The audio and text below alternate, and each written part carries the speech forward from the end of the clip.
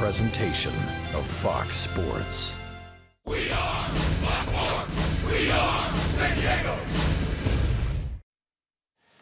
Last night, a 19-hit Padre attack featuring 4 home runs. Will Myers, number 8, and Alexei Ramirez, a pair of 2-run shots. An impressive 14-6 win.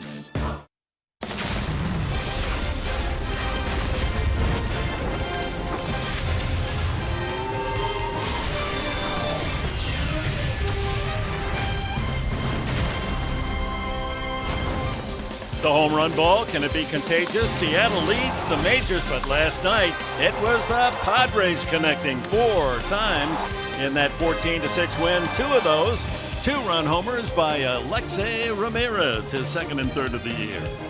As we welcome you to Petco Park with Mark Grant, Dick Enver, pleased that you're with us.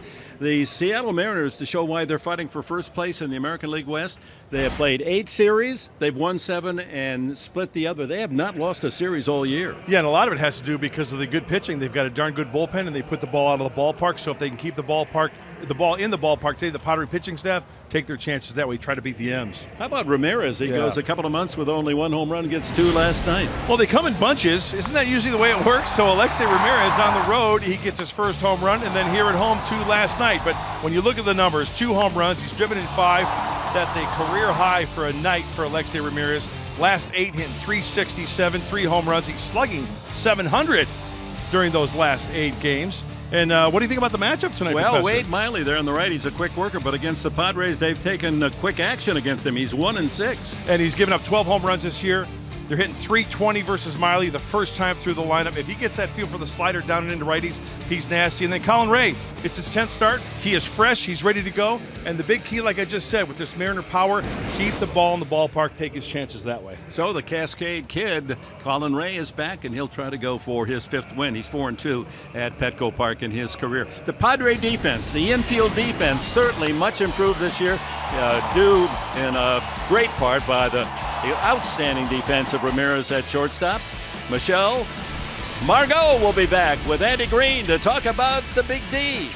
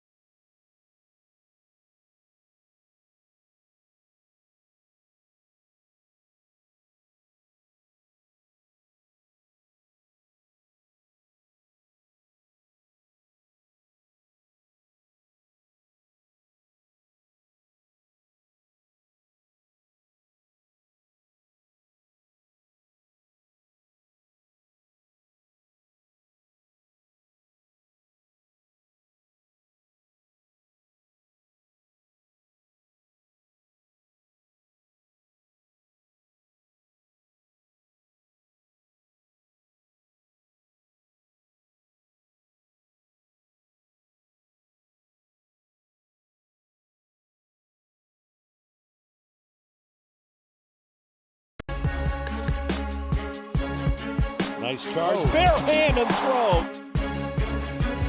Good play by the veteran Ramirez at shortstop. Well, that was one of the most exciting plays we've seen all season so far defensively. Alexei Ramirez was great all around last night, but he's always been a good shortstop. No doubt that Andy Green appreciates that defense. Obviously had a couple home runs. I think he drove in 5. Makes the barehanded play, moved to his left well on a hard hit ball as well. You know, when he's out there playing with energy, he can flat play shortstop. He's great to have out there, and I think we all love seeing those type of highlight reel plays he made yesterday. It's been awesome. It's been fun, especially for me playing third more this year. Getting to play next to him, getting to work with him, early work and stuff. So, I mean, he's an unbelievable defender, and you never really know what he's going to do. So it's fun to be out there with him. Well, Melvin Upton Jr. also added that he's seen Ramirez make plays like that before through the years and that he's still impressed. When we come back, the series finale between the Mariners and the Padres, lefty Wade Miley takes the ball for Seattle, and Colin Ray on the hill for the Padres. First pitch coming up.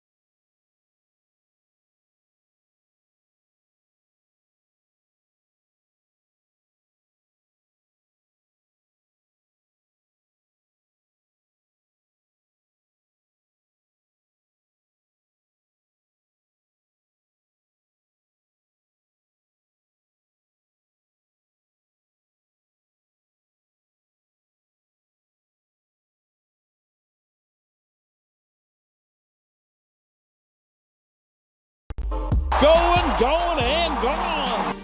His second home run tonight. Bare hand and throw. Good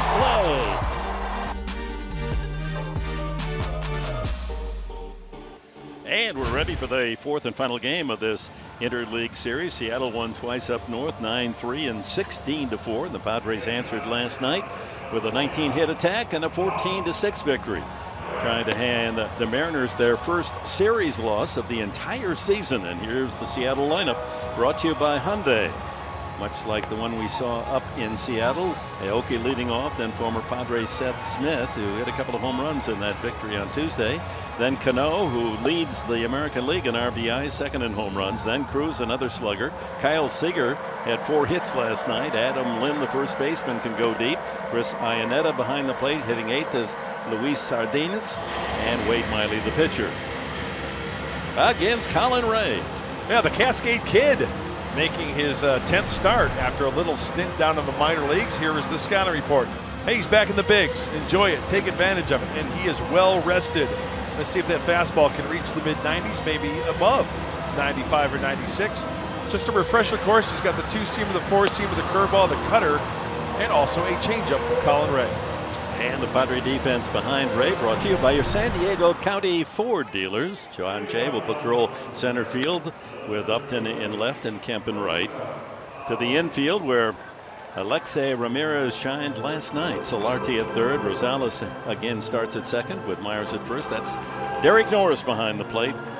Calling the signals for Colin Ray, the 25-year-old from Cascade, Iowa. He has pitched particularly well here at Petco Park with a 4-2 record and a .230 batting average against.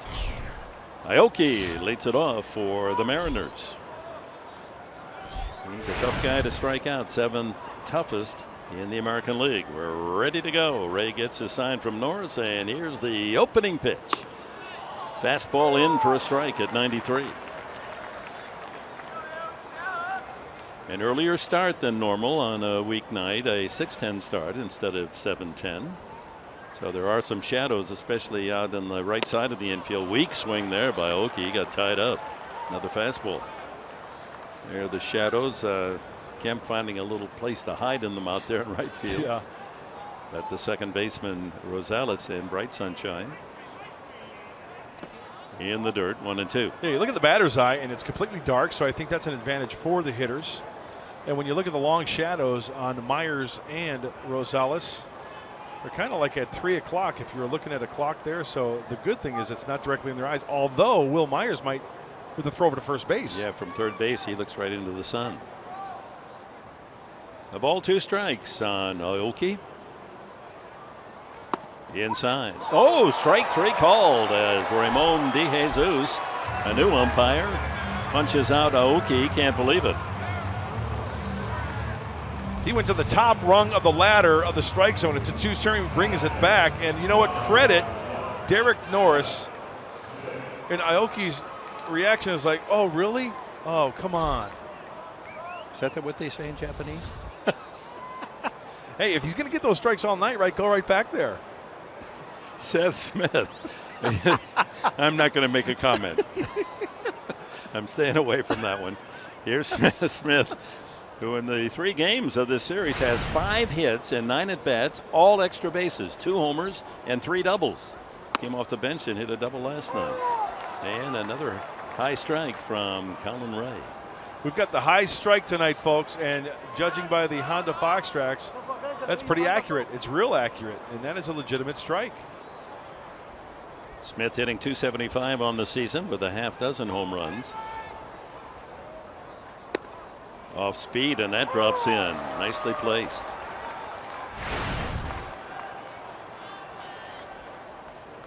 The Mariners begin tonight tied for the best road record in all of baseball, 18-8.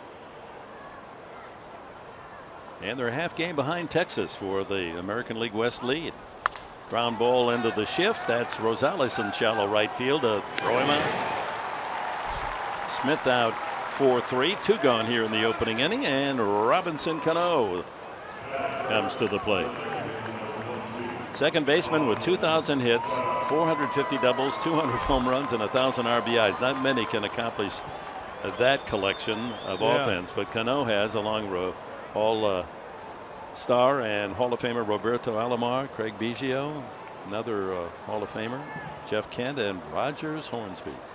Rogers Hornsby, Ted Williams said the best right-handed hitter he ever saw. That's some good company right there for Robinson Cano. Again, the shift. A little deeper, Rosales out in right field, the rover. Cano with 16 home runs, one behind Todd Frazier for the American League lead. And here's his 3-run homer in the first inning, just a laser into right field. Yeah, did you see his reaction out of the box? He kind of admired it just for a split second, then realized I hit that ball so hard in the line it might have some topspin and hit off the wall. That ball got out in a hurry. It did get very high, that's for certain. Leading the American League in RBIs with 48 for Scott Service in his first year as the skipper of Seattle. Former catcher, as so many managers learn their trade and their managerial leadership as a catcher, and that all figures, doesn't it? Mm-hmm. You're calling a game back there. You're the only player facing the field, and so you are able to strategize, examine, assimilate all the nuances of this great game. You have to know everyone else's assignment, right? That's exactly right. It's like a good quarterback. And that's exactly, he's the quarterback of the defense. 2 balls, 2 strikes to Cano.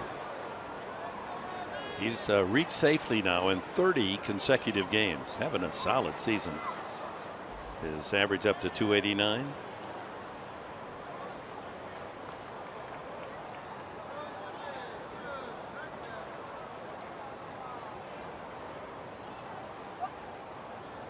I mean, the bottom line for Cano is that he gets on base. He's got the on base streak, 30 games. 5-time Silver Slugger, and that runs the count full. 95 on that fastball with plenty of action riding in on Cano.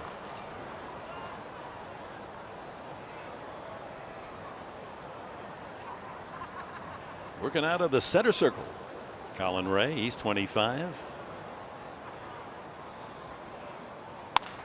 There's the open side of the shift, and he just punches a single to left field to make that 31 consecutive games Cano has reached safely.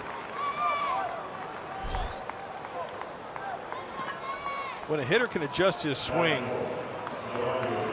and it pays off for a base hit against a shift like that, it is truly amazing. Watch this swing. He just gets on top of this pitch, hits down on it, and rolls it over. You see the top hand roll that over and just take it that way, exactly where it was pitched. No need to try to pull that one. So now at 31 games, active streaks, Colorado's Blackman. We'll see him on the weekend starting tomorrow night with 27 straight. Cruz has a 20-game string going himself as he takes ball 1.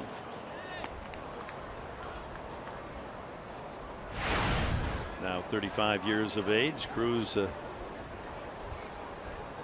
in that power department the last 2 years with Baltimore, 2 years ago, last year Seattle, a total of 84 homers in 2 seasons.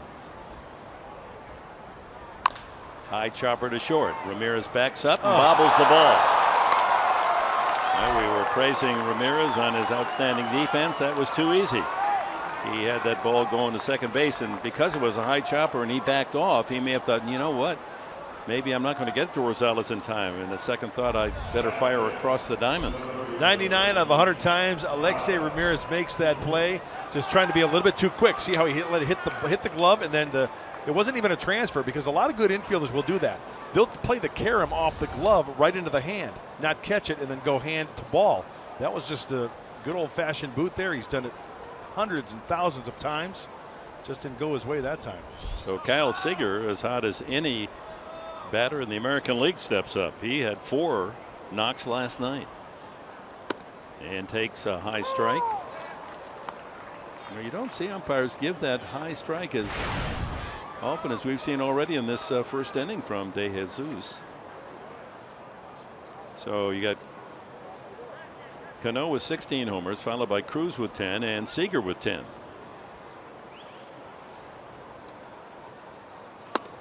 And he takes just a little low, says the plate umpire. It's a pretty good curveball right there. Oh. A little photoshopping going on there.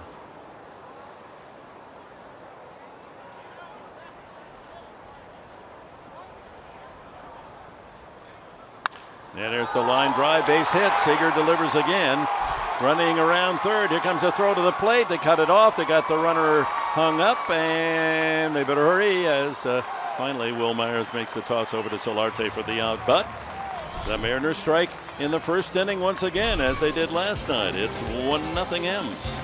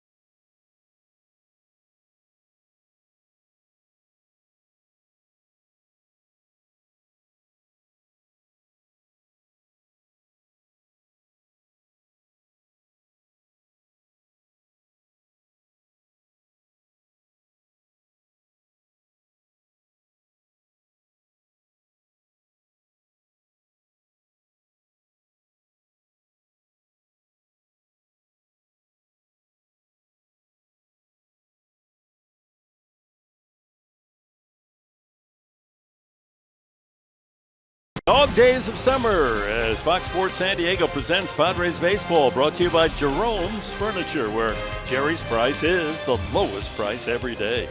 By Petco, your complete pet store. By Kona Brewing Company, enjoy a longboard lager or big wave golden ale tonight. And by Pinnacle on the Park, make your new home here. Visit pinnacleonthepark.com for details. Outstanding canines in parade before the game tonight. As the Padres come up in the bottom of the first inning, John Jay, Will Myers, and then Matt Kemp for San Diego. And enjoying the early evening out on the park at the park. Jay leading the club in doubles with 17 and a solid .286 average. Last night with 4 base hits. Wade Miley on the mound. He's 29 years of age, went to Southeastern Louisiana University, former Arizona Diamondback and Boston Red Sox. Lefty last year, traded to Seattle for a couple of minor league pitchers. You have to like him as a broadcaster because he gets the ball, likes to throw it. Foul back. Yeah, you better be ready. 4th fastest getting the ball to home plate in the American League, in fact, taking about 18.5 seconds between pitches.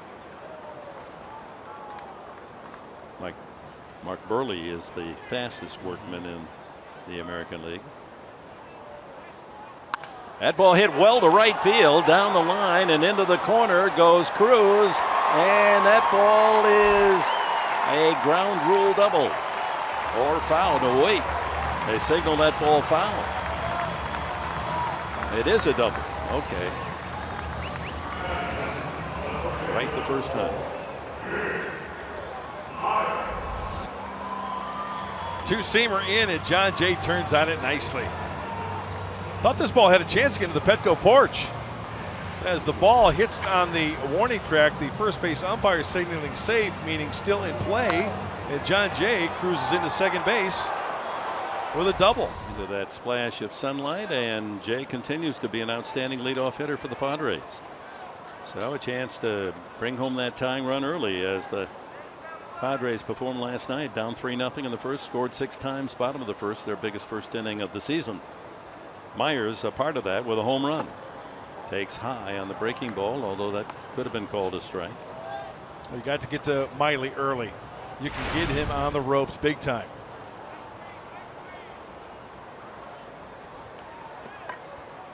Eight home runs, second to Matt Kemp on the club. Kemp with 13, a chopper to third. Tough play for Miley. No play at third. The throw to first is just in time. Boy, after he pumped toward third and had to pull it back, we thought Myers might leg that one out, but Miley fired a strike across, and Jay moves to third with 1 away. And good job by John Jay. No third baseman in sight. That would be a tag play, no force play, and then look at how close it is at first base. Will Myers trying to sell it. Clearly out. Matt Kemp steps up with a chance to add to his 34 RBIs on the season. 13 home runs to lead the club as well.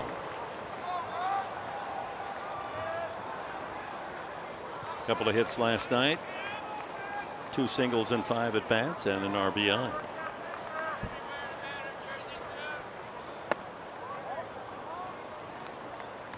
First time through the order against Miley, opponent's hitting .320. That means when you get him on the ropes, you got to try to knock him out. And of his 12 home runs, 7 have been in the first 3 innings. He's a good home run guy here. Nubs that one off the head of the bat. 1-1. Padres lineup is brought to you by Toyota. And we've seen Jay and Myers, Kemp hitting third, then Solarte in the cleanup spot, followed by Melvin Upton Jr. Derek Norris behind the plate hit 6th, then Ramirez Rosales. 2 men with home runs last night, and Colin Ray. Infield back, they'll give up a run for an out. And it's a line drive to left, falling, and a base hit. Knocked down by Smith. Jogging home is Jay, and we're tied at 1.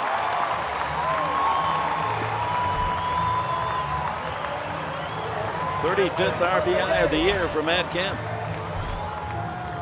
we saw some mistakes crushed last night. This looked like it was pretty much all upper body. Not a lot of drive from Matt Kemp's legs, but Seth Smith out in left field, he gets to that point of no return. Okay, do I try to play the short hop, make the nasty shoelace catch, or should I play it in front of me? I think he took the latter, thinking that we got a lot of baseball to play. I got to keep that ball in front of me. Jan Solarte, since returning from the DL, is hit very well. Placed in the cleanup spot by manager Green. .333, 18 hits and 54 at bats for Solarte. And hitting right-handed, batting .500, 7 for 14.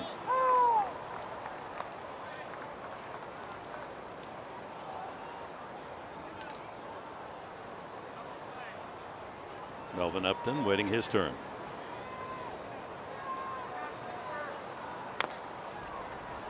Out in front, a ball and 2 strikes. And what's our scouting report tonight, Mark Grant? Well, the veteran left-hander Miley, he works very, very quickly and he gives up the long ball. We've documented that. 12 home runs, 7 of those home runs in the first 3 innings. He's one of those guys you've got to get to early. The 12 home runs is 5th most in the American League. Significant difference the second time around in the lineup, facing a lineup for Wade Miley. It's interesting how some pitchers, as the game goes on, the hitters catch up with the pitcher. It's just the reverse for Miley. Got to get him early. That'll lob into the first, second row off the dugout of the Padres, as the Mariners defense tonight brought to you by Renovation Realty. Cruz, not a good outfielder. He's their DH in the American League action, is in right, with Aoki in center, Smith in left. Seager and Sardinas on the left side, Cano at second, Lind at first, with Iannetta behind the plate for Miley.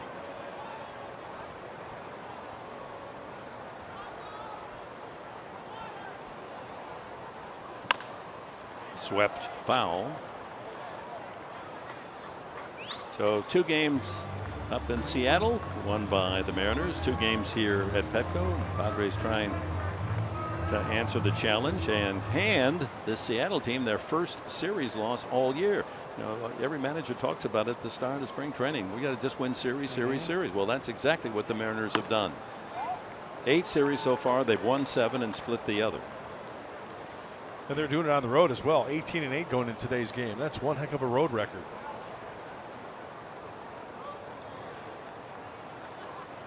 A 2-2 count on Solarte. Kemp with the RBI single at first base. And a ball hit toward the hole, backhanded by Sardinas. One there, and that's all they get. Solarte safe on the fielder's choice. 2 outs, and a look at the keys to the game. And it's brought to you by your San Diego Honda dealers. More home runs, please. Everybody loves home runs. And last night, 4 home runs. We mentioned it. Miley gives up a lot of home runs, 12 to be exact, and no big innings. Each of the first 3 games of this home and home series between the Padres and the M's, Mariners have sent 9 men to the plate. So no big innings.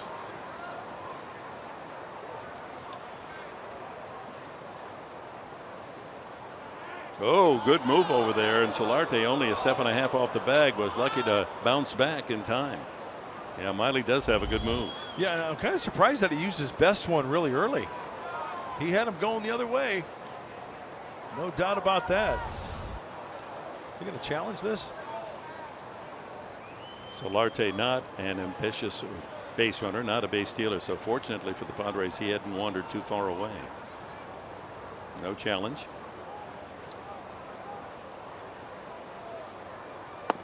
Upton takes too low. He's 0-8 lifetime against Miley, Upton, and he was the only Padre not to enjoy hitting success last night. He was 0 for 5. In frustration his last time up, he struck out and snapped the bat over his knee.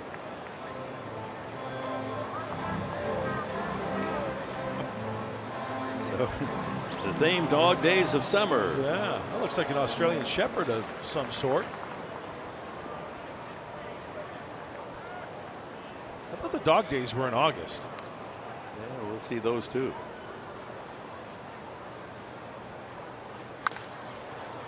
High High fly ball, foul territory. Cruz will watch that land for a souvenir. Well, here's struck out last night, and Upton just had about enough as he chased a high pitch. Ooh. Wow. I'm impressed. Now, when you do that, you better make darn sure you do that, because I've seen guys try to do it and not. You could break the nasty bat. bruise on It's pretty. Not only do you get a bruise, but your ego's bruised as well. That's right. I saw the first time I saw that happen was Chili Davis as a teammate, and then of course Bo Jackson. In fact, Bo Jackson did it over his helmet once too. He did it on his knee like a toothpick, and then once he did it on his helmet, he was so mad he put the bat on his helmet on top of just snapped it. That's some kind of strong. Practice on railroad ties. Yeah. Ground ball sharply into the hole and through. Upton with a base hit. And the inning continues. This 1-1 tie. Moving to second is Solarte. 3 hits. Double by Jay and singles Kemp and now Upton. Well, just fighting, battling, and getting a ball inside. See, that's the pitch where Miley, when he's throwing the ball well, he gets that feel of that slider, that little fastball in. It'll tie up a righty, or they'll swing over the top of it. Nice 2-out hit there for Melvin. Iannetta with a brief visit to the mound as Derek Norris, the catcher, steps up. Couple on, 2 outs. Each team with a run in the first inning. The Mariners will leave San Diego for Texas in a battle for first place. They play 3 down in the Lone Star State beginning tomorrow night. And the Padres then will welcome a division foe, the Colorado Rockies, here tomorrow night, Saturday and Sunday. All night games. Sunday at 5:30, our pregame show, a 6:10 game because of the Rock and Roll Marathon. You're running in that, aren't you? Oh yeah, backwards. I mean, it's so easy to run forwards. Left center field and falling. That'll bring Solarte around to score. Here's the throw to third to Upton. He better hurry. Ooh. And into second goes Derek Norris. That was close. Upton was not at full speed, and the throw was a good one. 2-1. The Padres take the lead with Solarte scoring. And you know what? Solarte, he's got to run on that too, because if he's out at third base before Solarte crosses the plate, that run doesn't score. That would have been very close, Dick. It was. Close play at third, close if he's out, that Solarte does not score. So let's reverse back. Norris gets extended. Once again, up. You got to get to Miley early. Off the end of the bat. 2 outs. Everybody's off and running. Now here's Seth Smith coming up throwing. Pretty good arm. Now, if he's out, I don't know. It would have been a tough call. I think Solarte was by home plate, but that's scary. Upton kind of coasting into third, and pretty close play. Norris on the throw goes to second. So 2-1 Padres here in the first. They score 6 last night, come back with 2 in the opening frame tonight. 7th man to bat, Alexei Ramirez, RBI single and 2 2-run homers last night for the 5 runs batted in to match his career high. And a chance to pick up a couple more runs here. Men at second and third. Ball 1. Again, at the knees, but no strike call.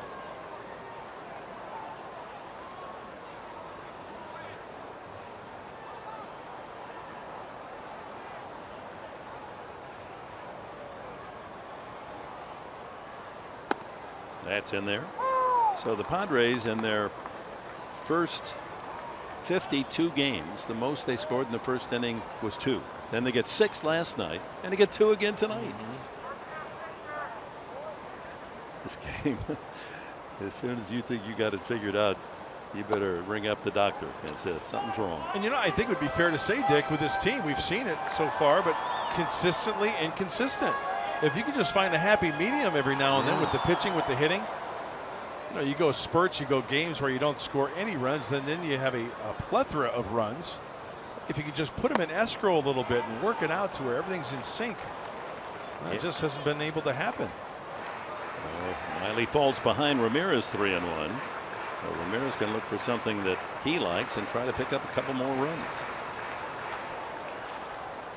All started by the leadoff man John Jay with the double. And singles by Kemp, Upton, and Norris. Good to see Derek Norris driving in that run. Get him hot and it'd be a different lineup.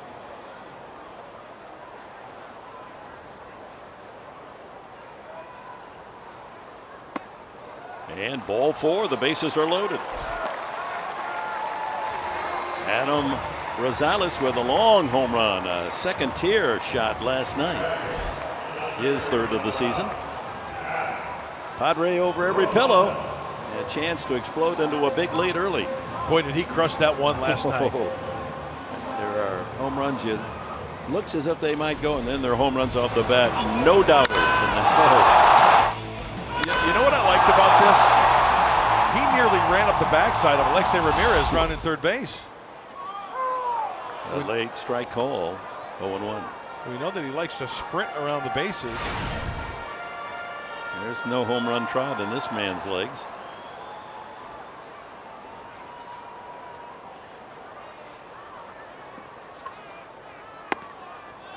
Strike 2. So Wade Miley jumps in front. 2 strikes on Rosales with the pitcher Colin Ray next.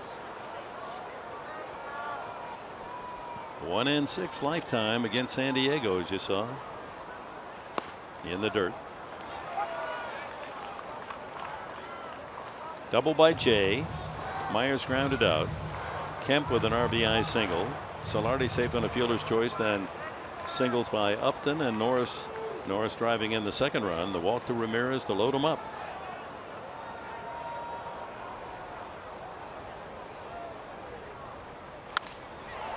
Right center field. Aoki on his horse and can't get there. Everyone running with 2 outs. 2 more runs score. And it's a 4-1 Padre lead. Loop single to right center. Well measured by Rosales that gets Upton and Norris home. Clutch 2-out hits, and who says you have to hit it on the sweet spot? Derek Norris off the end of the bat, and Adam Rosales gets jammed down by the label. A long run for Aoki, and pass the baton on to Colin Ray. See what he can do. Ramirez around to third, so first and third with 2 outs as the Padres have sent all 9 men to the plate here in the first inning. Ray, not a bad hitter. He'll take a good cut. Takes high, ball 1. So 6 first inning runs last night and 4 tonight. They hit around last night. They do it again tonight.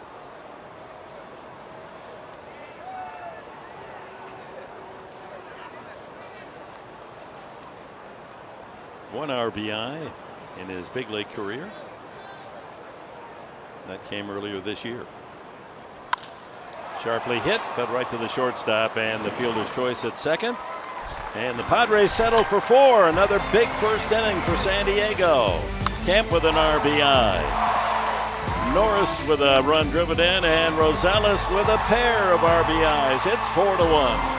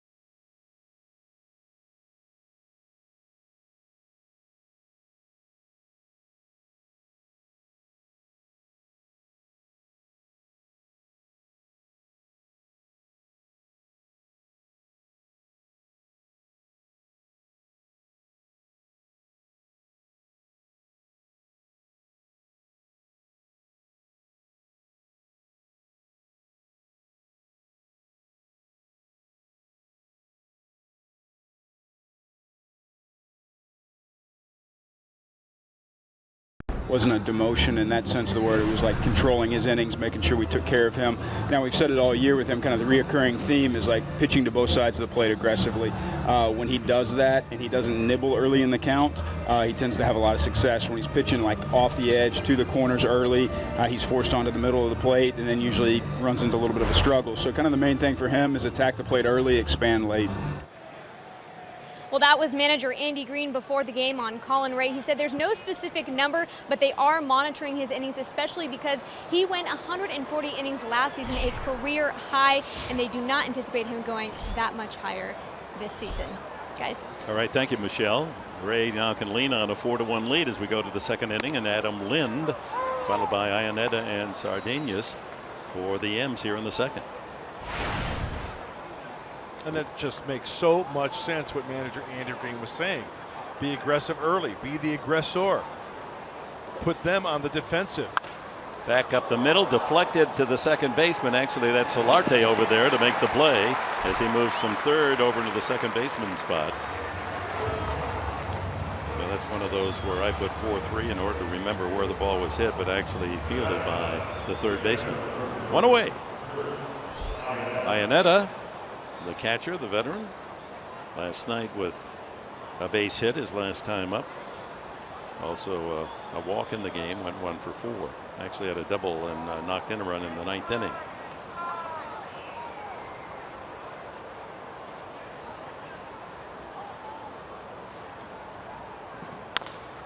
Not a bad place to come and have supper, right? The Ball Yard, Petco, with all the variety of restaurants they have here. That's a term I have not heard since my childhood. Supper? Mark, it's time for supper. You call it dinner, right? It's a Midwestern thing. Yeah, that's a supper. That's what we called it. Yeah. Sup as in to sup is to eat, right? Right. Or sup, dog. Or to dine.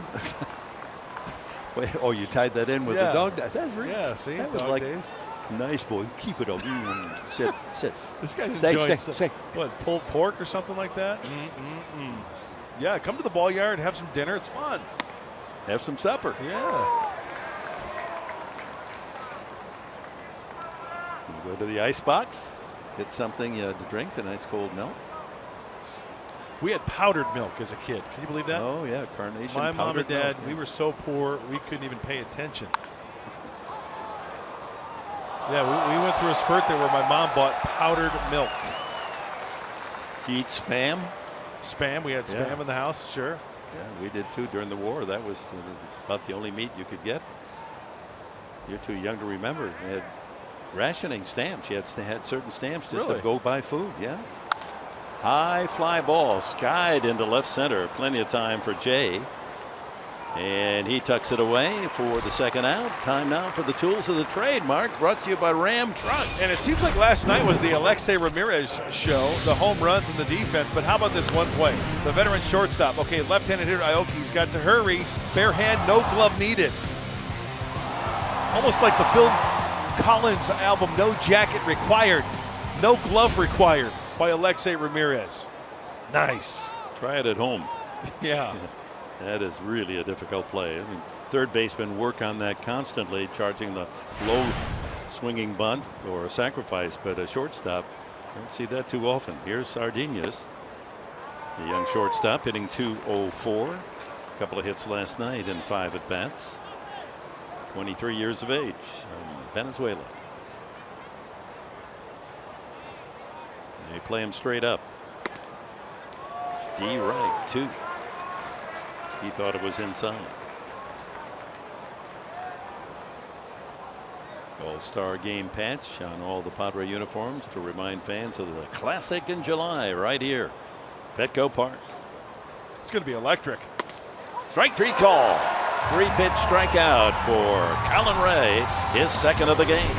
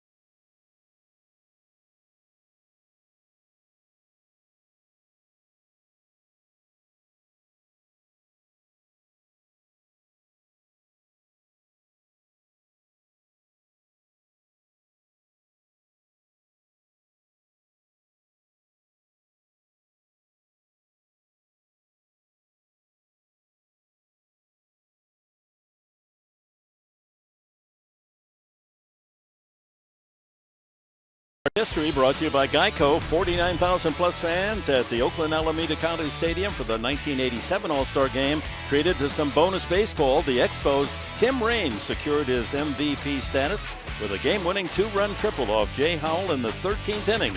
And the National League would win it 2-0. Well, he was a good one. 7-time All-Star, Rock Raines. A lot of people argue that he should be in the Hall of Fame for his dominance in the time that he was in the big leagues. Padres with John Jay leading off the second inning. Led off the first with a double and keyed a 4-run start for the Padres and a 4-1 lead.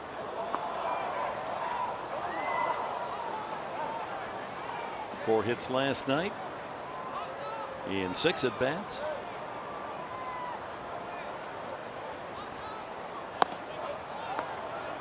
And it's 1-2.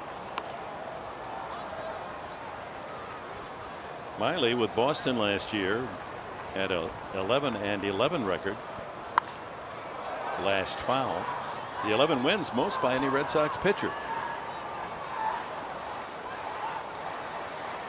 That's a tough ballpark to pitch in. I remember talking to Bruce Hurst when he came over to the Padres as a free agent. And he had a philosophy. Pulled again into right field for a base hit. Cruz over to play it, and Jay will hold it first with a long single. That's the Padres' 6th hit off Wade Miley. He said lefties in, righties away, and take your chances. As John Jay once again goes down and gets a pitch. He's covered the whole quadrant tonight on that double first at bat of the night. It was a pitch that was up in the zone. He turned on it nicely. And a multi-hit games. Well, he's seeing the ball well. Now chalk up another one. That's 17 for John Jay. Jay, as a left-handed hitter, is a contradiction of sorts. Usually left-handed hitters don't do as well against left-handed pitching, but Jay's hitting .345 against southpaws. I think one of the keys there, Dick, is just him keeping his front side in. That's something we can talk to Mark Sweeney about when he joins us. Ground ball to short, hit hard, perfect double play ball. There's one, back to first. A double play, and that's significant because Myers, here we are in June, first time all year that he's grounded into a double play. Hit the ball so hard it made it easy for the defense. And that tells you something. Usually comes through with a base hit. Sure, there's some swings and misses there as well, but you get this far in the season and don't do that, that's something.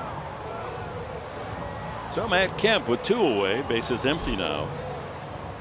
Kemp an RBI single his first time. Good success against Wade Miley, a .320 average and a couple of home runs. Skies this one into right center. It's the right fielder Cruz with the play, and a quick inning for Miley with the double play helping him out. The Padres lead by 3.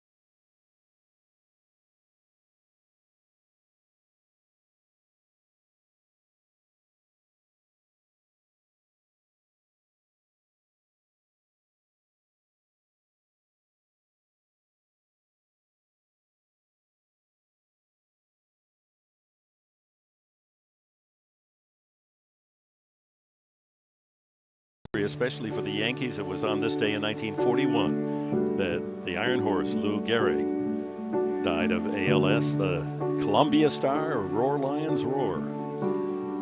His 2,130 consecutive games.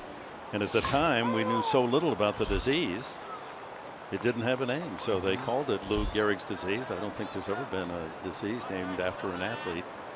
And that's how most of us know that disease, for which there's still no cure. And 20,000 Americans every year suffer from it. Lou Gehrig's, or ALS. Yeah, amyotrophic lateral sclerosis. And if you want a little education on it, I highly recommend watch The Pride of the Yankees. Yeah. It's a great movie. Gary Cooper plays Lou Gehrig. Babe Ruth plays himself. Miley caught looking for the third Ray strikeout. Bill Dickey is also in that movie playing himself, but it's a great story of Lou Gehrig as a kid and going to Columbia and wanting to be, his parents actually wanted him to become an engineer. He goes the baseball route, and then he's the Iron Horse, and it's a record that nobody thought would ever be broken. Yeah. 2,130 consecutive games. And what a, well, it really was murderer's row with Ruth and Gehrig back to back. And you know, that was Ruth first in the lineup and Gehrig second because the number they wore. Ruth was 3, Gehrig was 4, and that's how they gave the numbers, the way you batted in the order, because they didn't change the order. You started the season a certain way, and that's where you're going to hit, pal. Usually the shortstop, number 1, was the leadoff man, and the second baseman usually second. Swing by Wilkie, and he misses, and Colin Ray throwing nothing but strikes here. That's 5 straight in the inning. He's got the good curveball working, and when you throw that early in the count, hitters will swing at it when it's out of the zone. Outs by season, no outs, 306, 1 out, only 169. Punch to the left side, but right at Solarte. He fires across for the out. 2 quick outs here in the Mariners' third, and Seth Smith steps up. And now that 1 out average will go down after that 5-3 play, and the Padres will put the shift on against Seth Smith. You know, the June amateur draft is coming up in a week, and on this date in 1987, the draft was held on June 2nd, and the Mariners picked a pretty good first-round pick. Junior, Ken Griffey Jr., who's going to Cooperstown, inducted this coming July.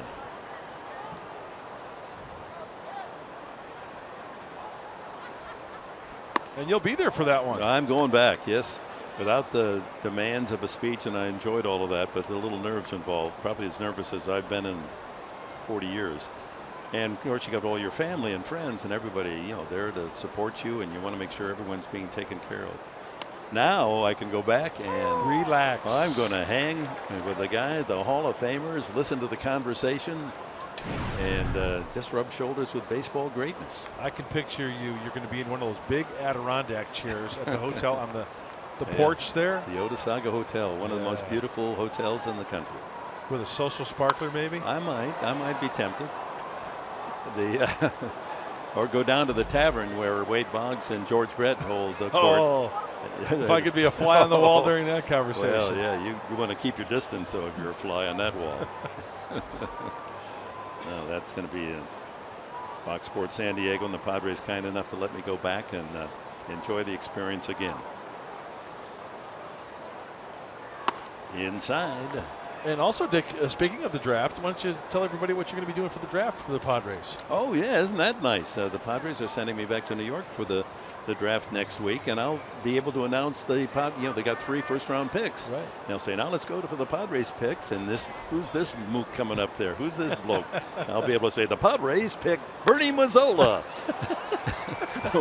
with their 8th selection of the draft as Ramirez takes care of that pop fly off the bat of Seth Smith. A 1-2-3 inning for Colin Ray.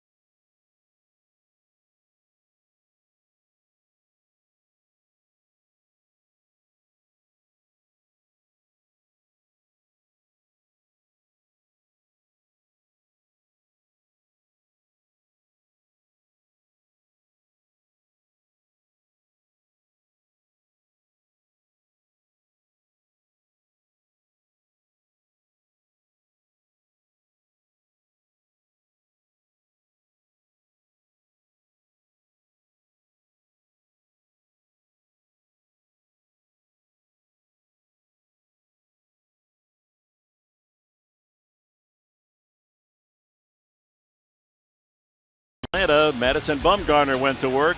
Home run hitter again. And 11 strikeouts against the Atlanta Braves as the Giants won it 6-0. They gained another full game on the Dodgers, who lost at Chicago 7-2. So the men from San Francisco now have a 5.5 game lead atop the National League West. Jan Solarte leads off the third for the Padres. They're in front 4-1 tonight. Solarte safe on a fielder's choice and scored one of the 4 runs in the first inning.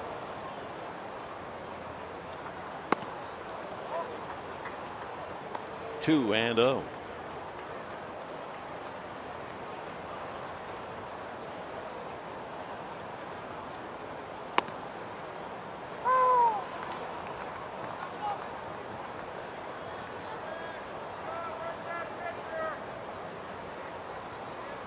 Nice little 3-game stat right there for Jan Hervis, 4 for 9.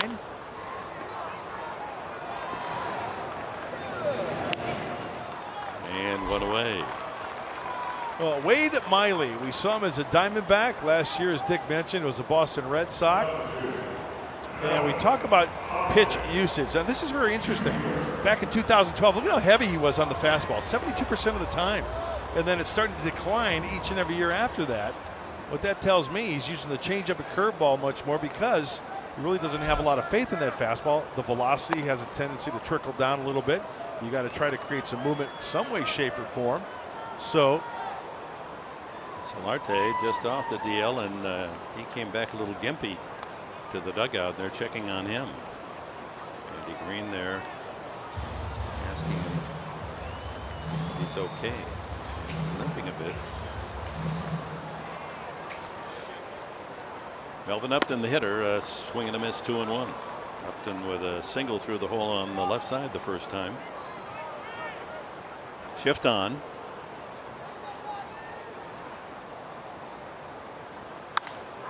And that's slap foul. Let's check that last ground ball out, and Solarte heading up to the first baseline. Often these injuries, it's coming out of the batter's box where you push hard on your start, and that's exactly what happened. Now, where the injury might be, we'll have to check. Just inside 3-2. He's got the Shemp hairdo working from the Three Stooges. Remember Shemp? It's Curly Shemp. Swing and a miss, strike 3. Curly Joe. Curly Joe was tired. He shouldn't even have him in there. You remember the Three Stooges? Of course. We used to, as kids, you'd act as crazy and silly as that, and your teacher would send you off to the principal's office. But we just saw it in black and white in the movies on Saturday. Oh, yeah. Derek Norris with an RBI single in the first inning. It doesn't look like Solarte is going to continue. Here's something that to underline Madison Bumgarner's home run prowess. He's had 190 plate appearances. Of course, every fourth or fifth day he doesn't hit like everyone else. But if you take the last 190 plate appearances, okay, fouled again. Mike Trout, Bryce Harper, Madison Bumgarner have all hit 11 home runs in those last 190 plate appearances. Bruce Bochy might want to think about moving him up in the lineup, not only 8th, but maybe like 5th or 6th, maybe even 4th, with the way he swings it. That's something. Another foul. That's impressive.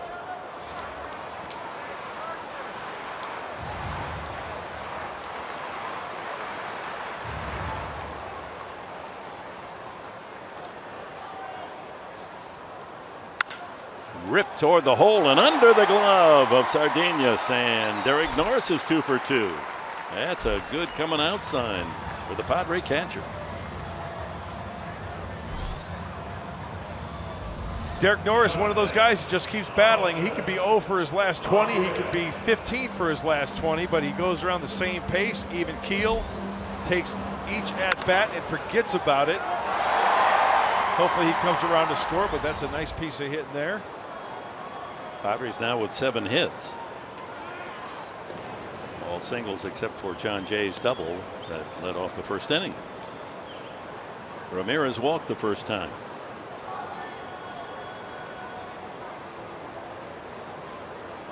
Last 8 games, Ramirez had a .367 clip, and all 3 of his home runs coming in the last 8 games, with a couple of 2-run shots last night. And Alexei Ramirez starting to be more in the pull mode. When he was with the White Sox, he was a pull hitter. He's known for being a pull hitter in his career. Pulls that one weakly to short. They'll go the long way, and the inning comes to an end. After 3 here at Petco, the Padres lead by 3.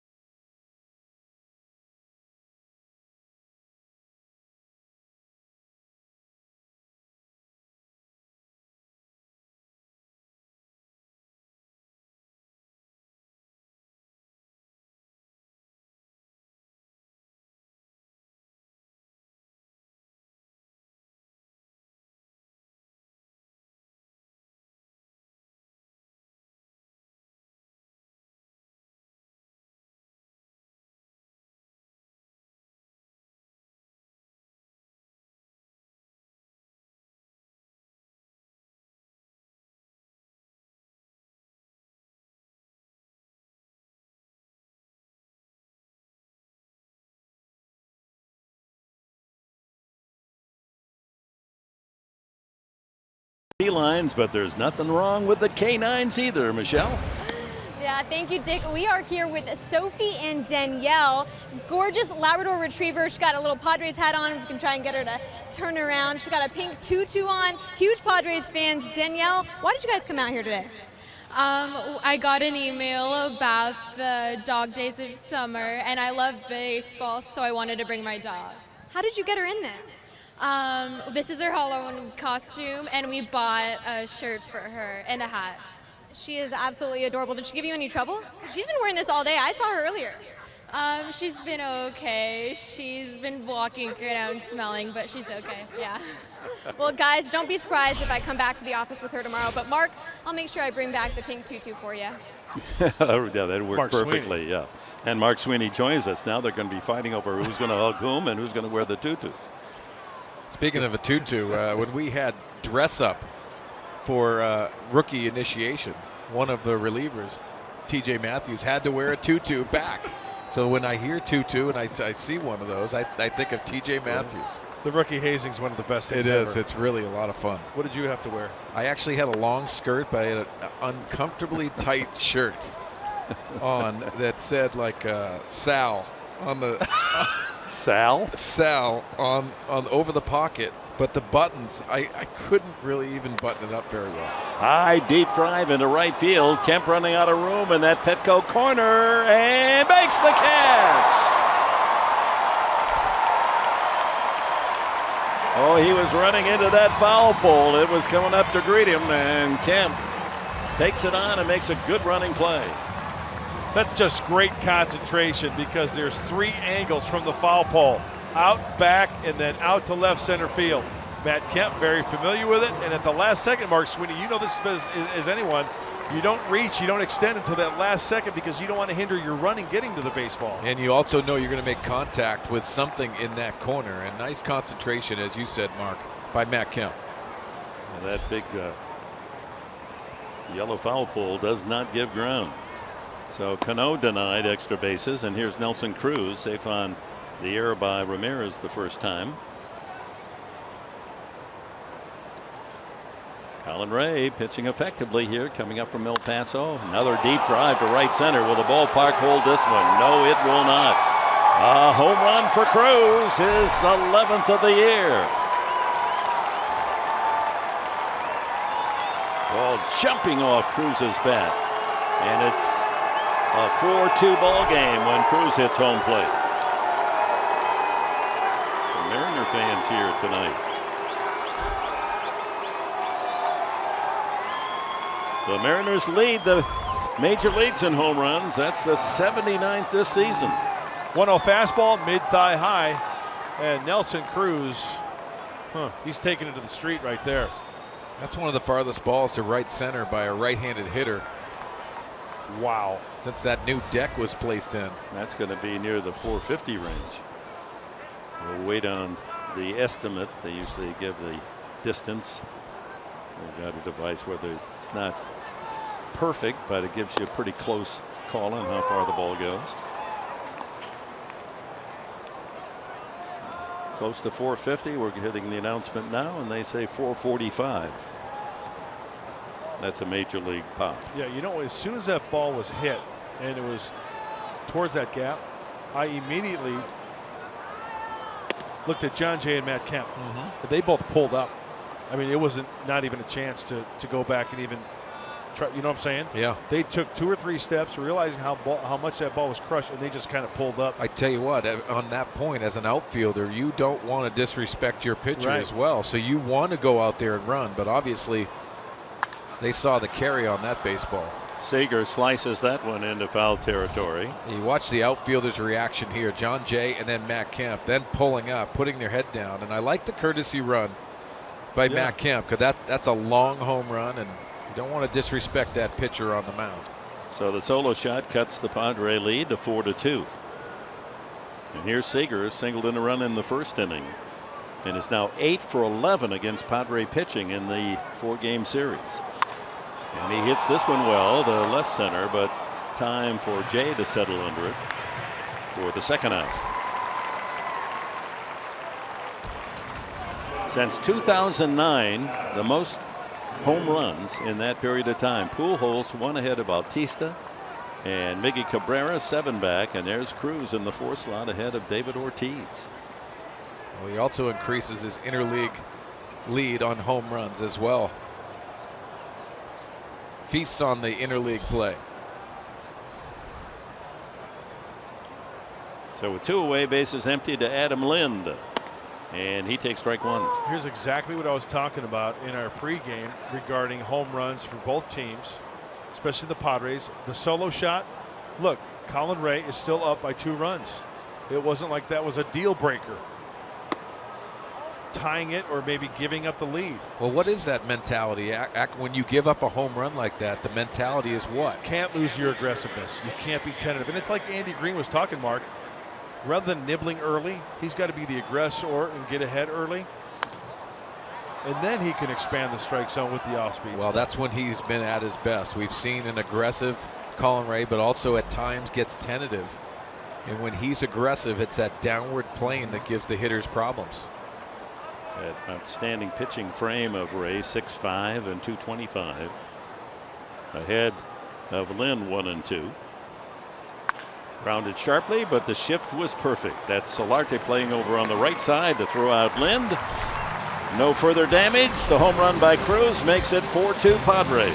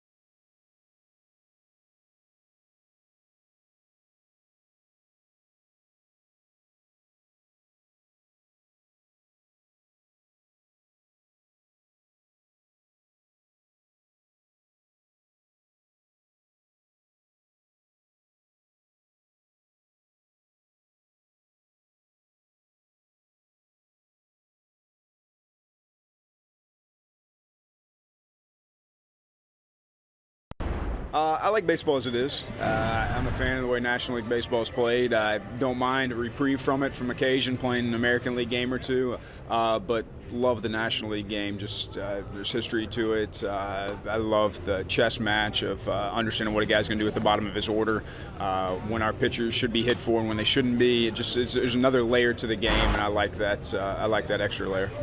Well, a lot of opinions on interleague play, and kind of split right down the middle, fans and players alike. You know, the older players that are good hitters but lose their talent in the outfield. Nelson Cruz is a good example of that. That extends their career. The strategy, much less with the DH. The traditionalists would rather have it be same in both leagues, and it may be the same, but sadly it may be because eventually the National League's going to have the DH as well. I think it's going to lean that way, guys. I really do. As much as I like the National League game. And Mark, you made a good point the other night talking about just the roster spot for a DH to extend guys' career. And we're leaning more towards the offensive game. We're talking strike zone. We're talking ways that this game is going to lean towards more offense. And how do you do that? You insert the DH. And I think that's where Commissioner Manfred is going to lean towards eventually. I agree with you. I know that's the direction it's probably going to go. But, you know, Edgar Martinez, it's in the dugout, the hitting coach now. You know Frank Thomas, who went in as an into the Hall of Fame, and also David Ortiz. Look at that. Rosales finds the gap in left center. That's going to go all the way to the wall, and Rosales is on his horse. He's going for three. Here comes the relay. Here's Rosales. He's got a triple.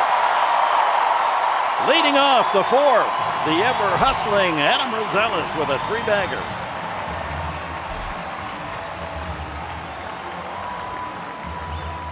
Well, how about the Padres? That's the fifth two-strike hit tonight, and Adam Rosales continues his hot streak. Shooting the gap, and it rolls to the wall, and this is on Adam Rosales going around second base. He's already determined he's turning it in and going three and sliding into third base with the emotion of the game. I love it. He's smiling even when he's not smiling. So Ray up with the infield in, no one out. And he loops one down the right field line. That's falling in a hurry. Cruz over to make the catch. Tagging but not coming home is Rosales, and it's a good thing. On the fly, Cruz's throw all the way to the catcher, Ionetta. So one out, and John Jay, the leadoff man. A productive night already. A double and a single for Jay. I think because of that production, that's the reason why Glenn Hoffman decided not to have Rosales take that chance there. A very good third base coach and an underrated third base coach. He doesn't get a lot of credit, but that's the communication that you got from Glenn Hoffman. Few are better than John Jay with runners in scoring position, hitting .441 on the season. And he lines that one foul down into Souvenir Corner, and a good play made by that fan. Send him a contract. He's already got his jersey. Mark, those numbers just prove your point, and Glenn Hoffman knows all the numbers. He knows how many outs, who's coming up. A ball and a strike to Jay. 4 hits last night and 2 for 2 tonight. He opened last evening hitting at .274. He's raised his average up 19 points in 2 nights. .293. And he has another base hit, a shot to center. Rosales scores, and that takes back the home run by Cruz. The Padres regain the 3-run lead. It's 5-2.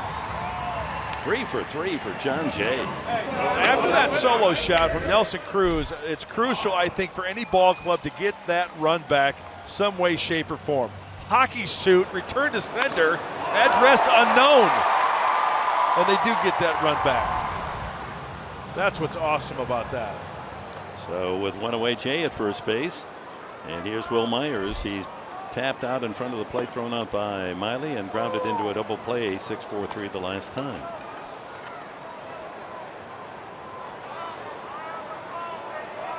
Adam Rosales getting a chance to start here in the first 2 games of this home set. Last night a home run and an infield hit, and tonight an RBI bloop single, 2 runs on that, and a triple in scores here in the 4th inning. I'll tell you what, you get Rosales, Solarte, and Will Myers on the same team. They're like 3 kids on a pony league team. Just can't wait to go to the yard and play a game of baseball. So true. Ooh, way inside, and a good glove stop by Ionetta. Myers skipping rope. Well, the combination of Wade Miley, as you can see, Iannetta with the glove work, just getting enough on that to slow it down. But Wade Miley has that quick step, also works quickly. For John Jay, look for that ball in the dirt to advance into scoring position. Looks like a slider down and in right here. And he swings and misses, strike 3. So 2 away. And Matt Kemp steps up. Kemp, an RBI single and a fly ball to right. How could you trade Jay Buhner? Hit a rocket for an arm. Kid hit a cannon. Ken Phelps. All I heard was Ken Phelps. Ken Phelps. Okay, fans, I mentioned in Seattle, go to YouTube and put in Seinfeld, Jay Buhner, Ken Phelps, and it's one of the funniest exchanges that you'll ever see if you're a Seinfeld fan. I love Seinfeld. And when we mentioned, if your name gets mentioned in a Seinfeld episode, you've made it. You have made it. And of course today it's Oprah, you know, that's it. Right. Oprah or Allen. Pulled foul past third. Let's see how Miley's pitching to Kemp and Norris. Well, the left-hander, Miley, he's got that breaking ball down and in. He wants this one down and away. It's up. And anytime, whether it's up, in, down, if you get good extension like these last 2 guys did, Kemp and Norris, it doesn't have to be off the sweet spot. Even getting jammed or off the end of the bat, that results in a knock because it's elevated. Jay at first base, wary of the good move by Miley. Ground ball pulled to third, right at the bag, and across Seager to first base for the out. And that's it for the Padres, but a triple Rosales, RBI base hit Jay, and it's 5-2.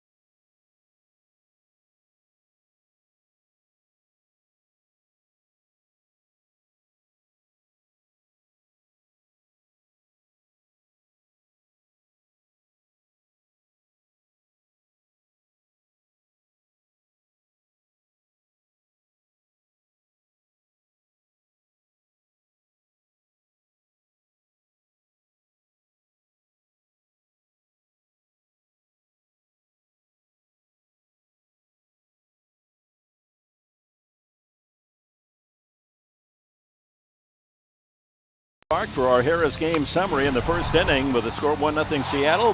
Matt Kemp ties it up with that base hit, bringing Jay home, and Derek Norris follows with another RBI single, 2-1, and Adam Rosales drops one into shallow left center. 2 more Padre runs score. It's 4-1. Nelson Cruz blasts his 11th home run of the year to make it 4-2 in the fourth, but the Padres come back to answer. Rosales with a triple, and Jay a line single for an RBI to center, and that's where we stand going into the 5th inning. The Padres in front 5-2. Swing and a miss by Iannetta, fly to center field. His only at bat. We're in the top of the 5th. The Padres 5 runs on 9 hits. The Mariners 2 runs on 3 hits. Just off the outside edge. Colin Ray, an efficient 54 pitches so far. Doesn't he look more confident? I mean, he just, with each outing, there's a presence about him you have to admire. And I think we saw that in spring training. Last year, he looked like a kid.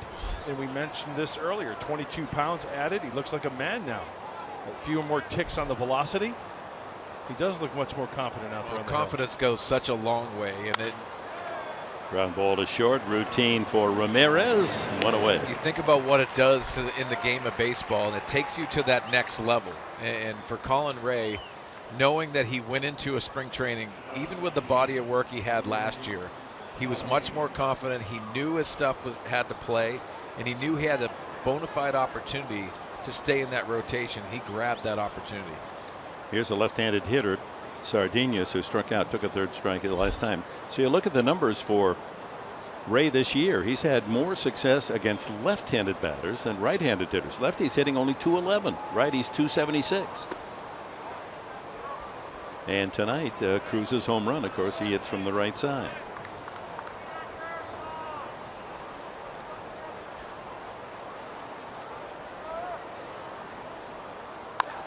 Fouled at the plate. I think a lot of that has to do with the curveball and the changeup. Maybe even you can throw in the cutter as well. Because let's face it, Mark, I would love your insight on this. Because, okay, as a righty, it seems like a lot of the pitches are going away, so they stay on it. The cutter's away, the curveball somewhat breaks away. Whereas a lefty, I mean, that good firm curveball is tough to square up. The cutter in is really tough to catch up to. I don't know. What do you think? Well, and I also think Colin Ray does a nice job closing, and I think a lot of the left-handers don't pick up that release point as well.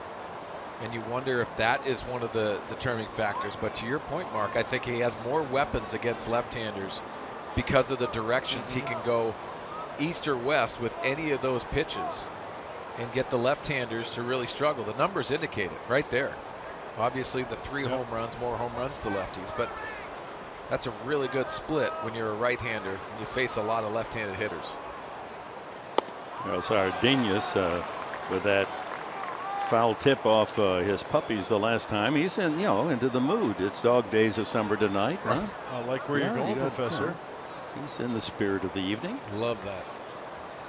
Do you have any Italian blood in you, Mark Sweeney? No, I touched on it last night. I have a lot of French in me because of the way I.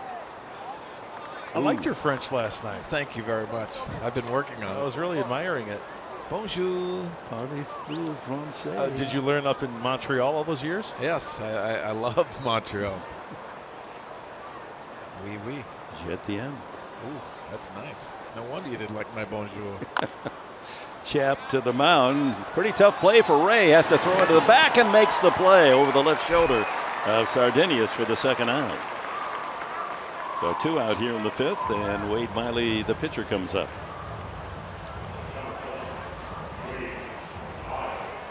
Well, really not an easy play for Colin Ray. He picks it up, but Will Myers staying inside the bag. Once he makes this play, there's a determination. You can either go in foul territory or the first baseman indicates that. He's reacting off the play made by Colin Ray. And the other element there, Ray does not go with a glove. He goes with a bare hand pickup and the quick throw. 2 out. Miley struck out the first time. You look at this play. If Colin Ray grabs this ball and proceeds into foul territory as a first baseman, you have to shift yourself and go on the outside. Because he handles that and positions his body, Will Myers has to stay on the inside part. Here's another play, a chopper back to the mound, and an easy inning for Ray. Takes care of business. Sardinas and Miley, and we're at the halfway mark in this one.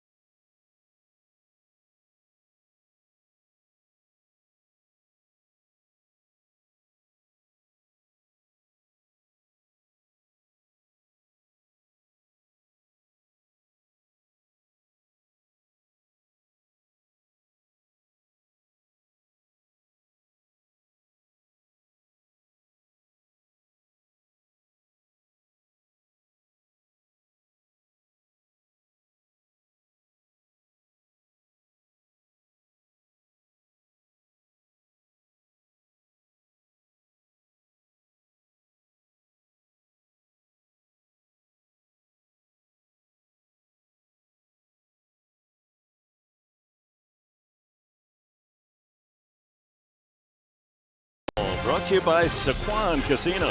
Sign up for the new Padres Club Card today. By Jack in the Box. Taste the Portobello Mushroom Buttery Jack before it's gone.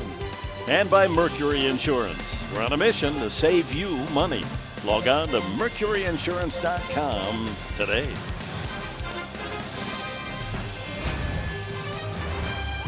With Mark Grant, Mark Sweeney, Michelle Margot, Dick Henberg back at beautiful Petco Park. We go to the last of the 5th inning. The Padres with a 5-2 advantage. We'll bring up Solarte, Upton, and Norris in the middle of the order against Wade Miley. Solarte, safe on a fielder's choice, scored in the first, grounded to third the last time. And the good news is he's still in the game despite the fact in that ground ball to third he came out a little gimpy. Swings and lines this one for a base hit to left. Many of the hits by the Padres tonight, soft singles to the outfield, not shots, but they all count like liners. Well, we touched on it last night. The improvement from the right side for Yangervis Solarte has been very good. See just the swing, 1-0 pitch, but getting that elevated breaking ball and exposing that elevated breaking ball into left field. And you know what, guys, when you have an aggressive swing, like he swings aggressively, does he not? So when you get jammed off the end of the bat, chances are you're going to have that little extra oomph to it. This ball hit to right center. Aoki starts in, then has to fade back into the alley to make the catch, and Solarte back to first base. Well, tonight's cold hard facts brought to you by Clean, Crisp, Coors Light. Yeah, Miley has been the recipient of run support. Look at that, almost 7 runs per game when he's on the mound. Only Porcello and Price in Boston, where the Red Sox score a ton of runs. Salazar in Cleveland and Iwakuma of Seattle getting more runs on their behalf. You know, the Boston Red Sox, man, they are putting on a show. Hitting streaks. David Ortiz is looking like he shouldn't retire. They're on the verge of scoring. They could score 900+ runs this year with the way they're going. They're already over 300 runs for the season. Good news tonight is catcher Derek Norris has been battling a season-long slump. No hitting luck at all. Has a couple of base hits, 2 for 2. Scored a run, knocked in 1. He had a double last night and a sacrifice fly. Another base hit. All right. Norris a 3 for 3 night. That'll send Solarte up 90 feet. And with 1 away, the Padres have a chance to add on. Jumping at it early. And once again, when you have an aggressive swing and it's off the end of the bat, locked, loaded, the hands are back. Let the big dog eat. Mark Sweeney, once again, great extension and good result for Derek Norris. Yeah, I like that it's just not lined to somebody, or he's getting those breaks, and he's earned those breaks. Trying to battle his way to the 200 mark with 4 hits now in his last 5 at-bats. Ramirez takes strike 1. He's walked and grounded to short. Solarte at second, Norris at first with 1 out here in the bottom of the 5th inning, and the Padres enjoying a 5-2 lead.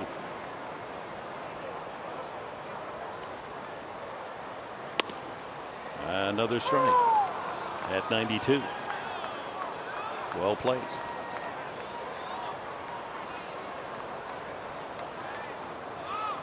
Second baseman Robinson Cano just a step on the right side of the second base bag. Big hole on the right side for Ramirez, and that one inside. Well, Mark, you made a really good point early in the game, because Alexei Ramirez, known as that pull hitter, you see the hits by the direction and very high percentage going to left field, and he has to get back to that norm. It does take some time when you switch leagues, trying to figure out pitching, knowing what you have to do, trying to fit in. But last night was the first time I saw him really look to pull the baseball. And he rips that one up the middle for a base hit. Solarte a late start, rounds third. They're going to wave him home. Here's the throw. It's offline, and Solarte scores. 6-2 Padres. Ramirez delivers.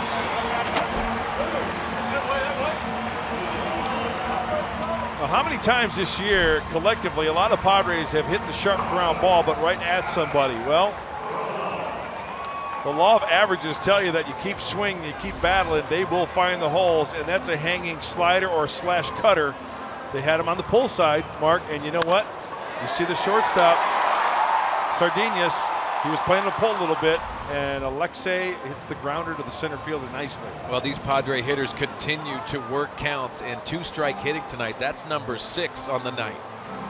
3 singles score another run here in the 5th. The leadoff hit by Solarte, and after the line out by Melvin Upton, Derek Norris, and then Ramirez with base hits. And the San Diego Padres have their biggest lead of the night, 6-2. Rosales is 2 for 2. A bloop double had knocked in 2 in the 1st, and a triple. He scored a run in the 4th.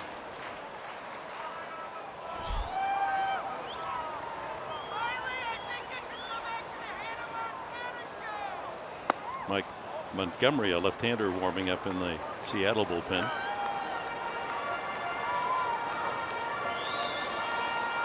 Rosales, a 2-run homer and an infield hit last night. 2 for 2 tonight. Grounds that one into the hole. Deep there, Sardinas goes to second, not in time. Oh, now the out call. Oh, that looked like he might have beaten the throw. But the skidding slide by Ramirez didn't come storming into the bag, and apparently the Padre dugout saw it as we did initially, that it was mighty close. Sardinas going into the hole, throwing back against his body, and in time. Good call. Second base umpire Kerwin Danley. Rosales safe on the fielder's choice.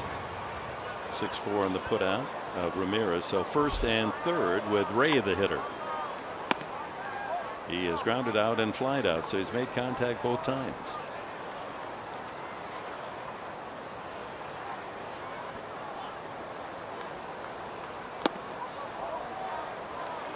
A little low is the call by De Jesus. 2-0. Ray has 1 RBI this year. Pulls that one just foul. Flirts with extra bases there.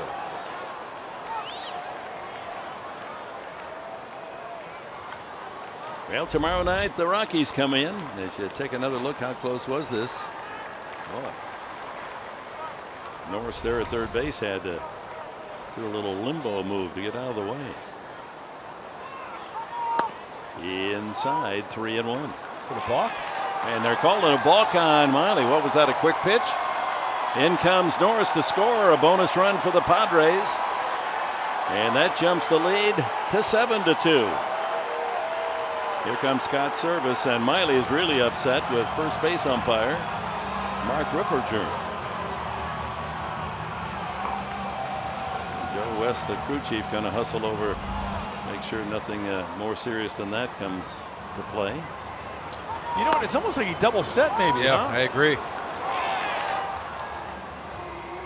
First base umpire there, he called it.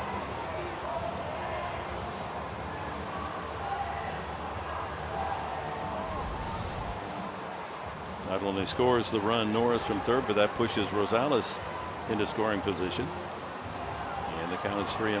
No, it's 2-1. I guess with the balk there was no pitch. Right.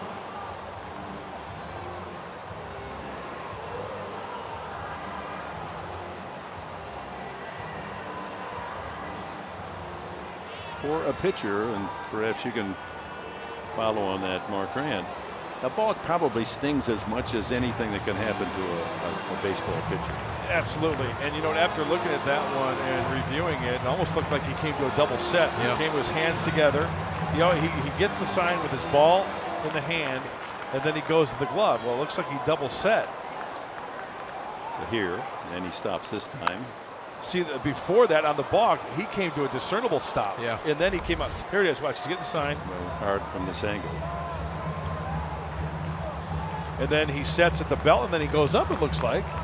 So he actually set twice, and that's when Mark Ripperger, the first base umpire, indicated there was a balk. Yeah, maybe he was looking to get that grip and not his normal pace. You make a good point, Mark, because if it's something in a pitcher's delivery or set position that he does each and every time, it's not a balk. Yes. But he set a significant amount by his belt, and then he came up. That ball hit hard, but foul way down into the left field corner and up into the upper tier. Muscle up, Colin Ray. Padres with 2 more then here in the 5th inning for a 7-2 lead. They've scored 21 runs in a game and a half since coming home to Petco.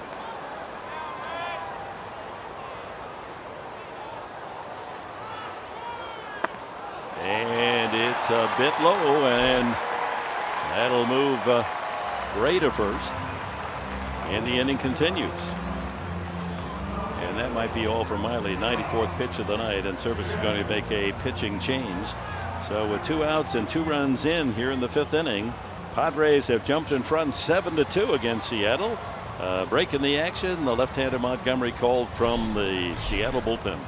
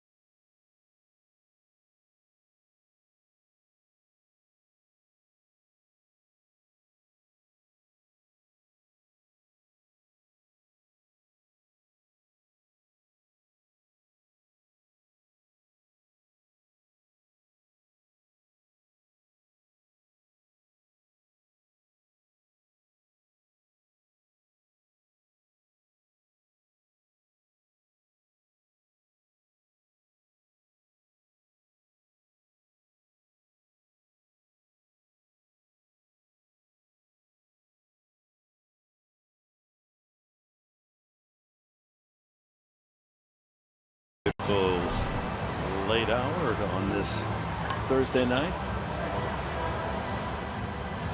This rooftop shot is brought to you by Pinnacle on the Park. It gives you an overview of Petco Park on the bay. And the Padres, after a 14-6 win last night, have rolled to a 7-2 advantage tonight with 2 outs and 2 on. The left-hander Mike Montgomery, a 27-year-old from up in Orange County, takes the mound for Seattle, and the pitching change brought to you by El Cajon Ford. Well, we saw Montgomery up in Seattle on Tuesday. 4-pitch pitcher, fastball, curveball, changeup, cutter. He's got a pretty live arm from the left side. He can touch 97. He averages about 94, his 20th game, and some pretty darn good numbers for the left-hander. Facing John Jay, 3 for 3, a double and 2 singles and an RBI, and make that 4 for 4. That sends Rosales around third. He'll score. It's 8-2 Padres. What a night for John Jay. Back-to-back 4-hit games for the Padres center fielder. Well, Mark Sweeney, being a left-handed hitter yourself, the numbers lefty on lefty for John Jay are incredible. What's your thought on that? Well, it tells me to be aggressive, and why not for John Jay? He has been lights out. Saw it last night, and then tonight working the middle of the field, but also aggressive on a ball up in the strike zone. That is absolutely beautiful. 7 for 9 in the 2 games of this series. Now 8 for 10, and all the way to the screen, and that'll move the Padres up. Ray to third and Jay to second on the wild pitch.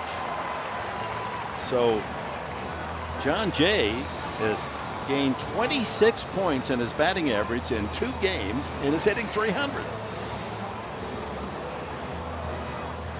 The Chief Justice, John Jay. The Federalist. You bet.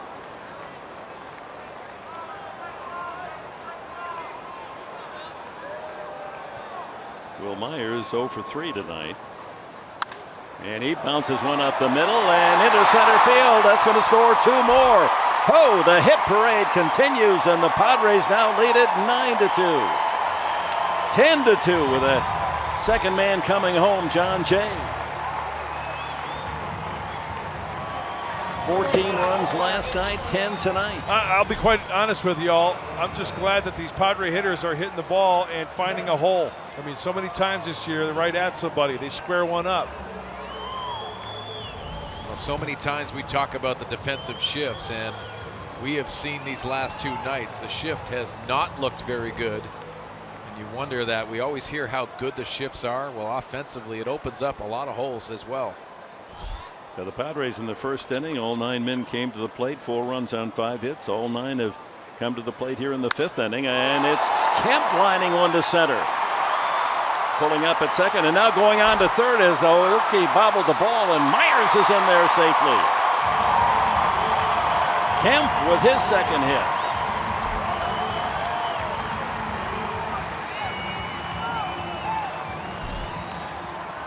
Well, hitting is contagious. And you can see Matt Kemp from the side swing. That is absolutely beautiful because you see the balance in his swing and the short stroke to the baseball. Then on the back end, Will Myers sees Aoki have a tough time with it. The read is right at second base, but not taking your eye off it. But you can be aggressive with this big lead, and I love seeing the Padres aggressive on the base paths. No error charged to Aoki. First and third. 10th man to bat in the inning is Jan Solarte. He started things with a single to left field.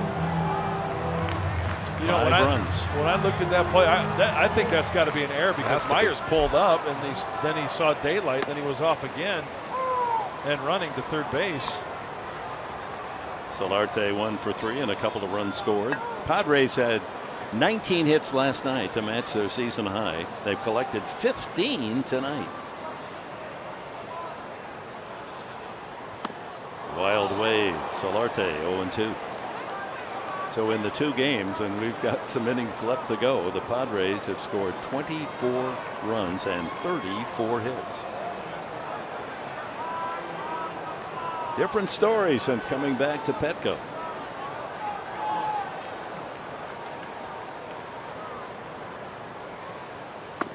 Down low. Game can be so challenging when you're going through struggles, you're going through those failures and what you do mentally. But when you have nights like last night and tonight, it can have the reverse effect. That one sails low and away.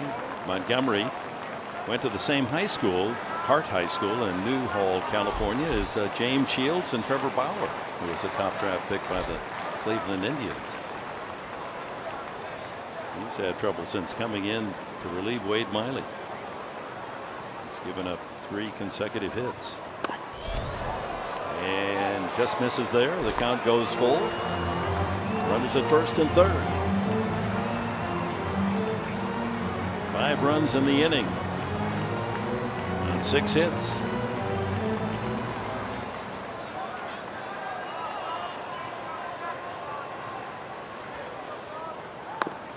All 4, the bases are loaded. The 11th man to come to bat here in the inning is Melvin Upton. Oh, time to make some hay here. Keep the foot on the accelerator. Do not let up.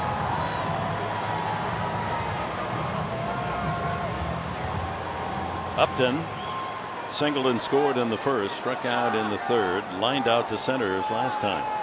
He likes that first pitch. And he lines this one to right center. 2 more Padres come home. On the single by Upton, it is 12-2. Upton's 22nd and 23rd RBIs of the season. Every starter in the lineup with an RBI except for Solarte. Well, we've seen Melvin Upton Jr. take some really nice swings, especially last night. The frustration was a lot of them were foul balls. This one laced into center field for the 2 RBI knock. Myers and Kemp scoring.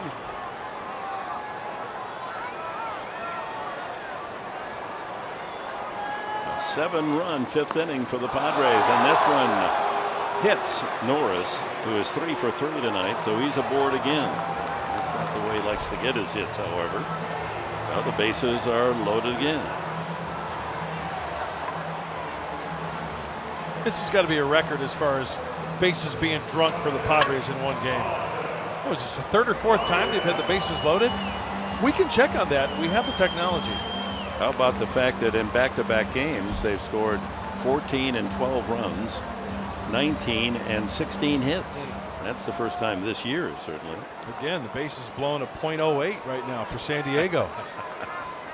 Ramirez lined an RBI single this last time and takes strike one. Montgomery in relief. 6 men he's faced. He's not gotten the final out. Single to Jay, an RBI single, a 2-run single to Myers, another single for Kemp. Then he walks Solarte, 2-run single Upton, and then he hits Derek Norris. 1-1.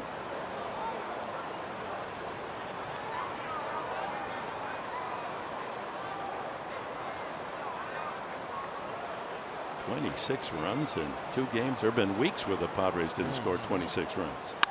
Ripped foul. More runs than a bad pair of pantyhose, so to speak.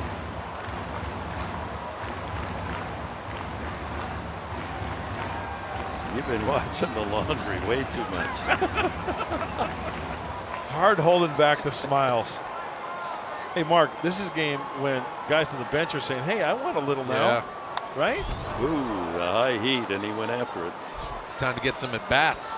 Give me a chance. Yeah. Not me, the guys on the bench. Well, listen, don't talk. Yep, you hear that sound? That's what bats rattling in there. Yes, they're rattling in there. Brett Wallace wants a chance. I saw Travis Jankowski down he there. Wants He's a chance. Itching. They're probably going to get a chance the way the score's going. 12-2 now, Padres. Bases loaded, and a wild wave there, and the inning comes to an end. Montgomery finally gets an out. But what an inning for the Padres. 1, 2, 3, 4, 5, 6 runs on 1, 2, 3, 4, 5, 6, 7 hits and a walk, 2 walks and a hit batsman. And the Padres a dozen on the board. 12-2.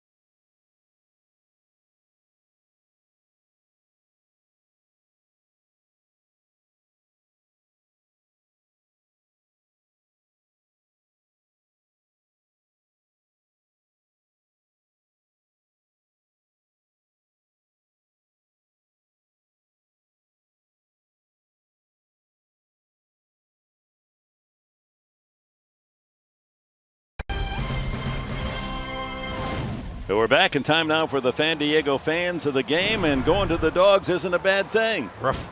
Yeah, dog days of summer, and they're on parade. Great to have the canines with us. Yeah, there's a couple in our booth now. Need some waters. I haven't seen a Dalmatian yet. Who's the Dalmatians? Yeah, we need to see a Dalmatian. I'll bet Michael O'Donnell there's can a Boston find Terrier. Yeah. Or was that a French Bulldog?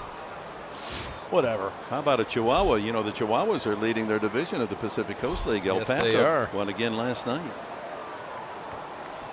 And guess who went 4 for 4? Jabari Blash had a couple doubles. Very nice. So the Mariners, who pounded the Padres up in the great Northwest in scores of 16-4 and 9-3, are getting a taste of their own medicine here at Petco. 14-6 last night and 12-2 tonight. Boy, and I don't care if you take 2 runs to put you over the hump, or you score 7 in your half. Colin Ray needs it would be nice a 1-2-3 inning here. Just deflate the Mariners. Just take down their sails. You know, I want to ask you a question on Colin Ray. And we've seen a body of work already. We've seen his style, what he has done well. Obviously, the velocity gets up to 94 miles an hour, maybe even 95 at times, but pitching right around 91, 92 miles an hour. Is that the major difference of trying to learn to vary your speeds with the fastball? Yes, and I wish that is something I would have learned as a youngster. If you can throttle it back and pitch effectively, because you can create movement with 91, 92, a little two-seamer here and there, and then when you need a little giddy up at 95, 96, I'll tell you, reach back late in the game, especially like this. Even if you got the big lead. High pop-up. Ramirez waiting for it to come down. And Aoki is 0 for 3. But to answer your question, Mark, absolutely. And that's what pitching is all about. You don't have to gun it out at 96, 97 each and every pitch. So how do you teach that for a younger pitcher? You got to trust yourself. Because I think every young player and going through the minor leagues and seeing guys that are trying to get to the big leagues, they think velocity. They think that is the number one key. How hard do I throw it? Velocity is important. Natural, isn't it? It's very important. But I think from a hitter's perspective, a guy that changes speeds and knows how to manipulate the baseball in different directions, obviously are the toughest guys. If someone rears back and throws, I know, and you made a good point, Mark, the movement on the baseball is not going to be as much. At this level, you see it. In the minor leagues, they try to overthrow it, and guys don't really worry about philosophy. I mean, the velocity when it comes down to it if it doesn't have movement. Well, you think about the great pitchers, the power pitchers. I mean, the Seavers and Ryans and Lefty Carlton and all the rest who had great velocity, but they really became almost unhittable when they could change the pace, throw the breaking ball. Ray's I really like what I'm seeing tonight from him. He just nice poise and good stuff. And you wonder, you know, they sent him to El Paso just so he wouldn't be pitching so much, but because of Vargas's injuries, Cesar Vargas. And we've not heard the results of that MRI yet. Taken a long time to get that. So Ray called back up to fill that void. Mark and Dick, remember that game when Johnny Cueto pitched here? Yes. Do you remember that? I made point of it because he not only did he light up the radar gun late in the game, but it lit me up because I remember he threw a fastball in the 9th inning at 95. But during the game, he was throwing 91, 92-ish, backing off, throwing change-ups, and then bang, right when he needed the 95. I remember that at bat. It was against Melvin Upton Jr., and he was trying to, with velocity, he was trying to jam that up. Myers may have a play. You can't see it. Where's the ball? Well, it doesn't matter. Fan 10 rows back will take that one home. Myers.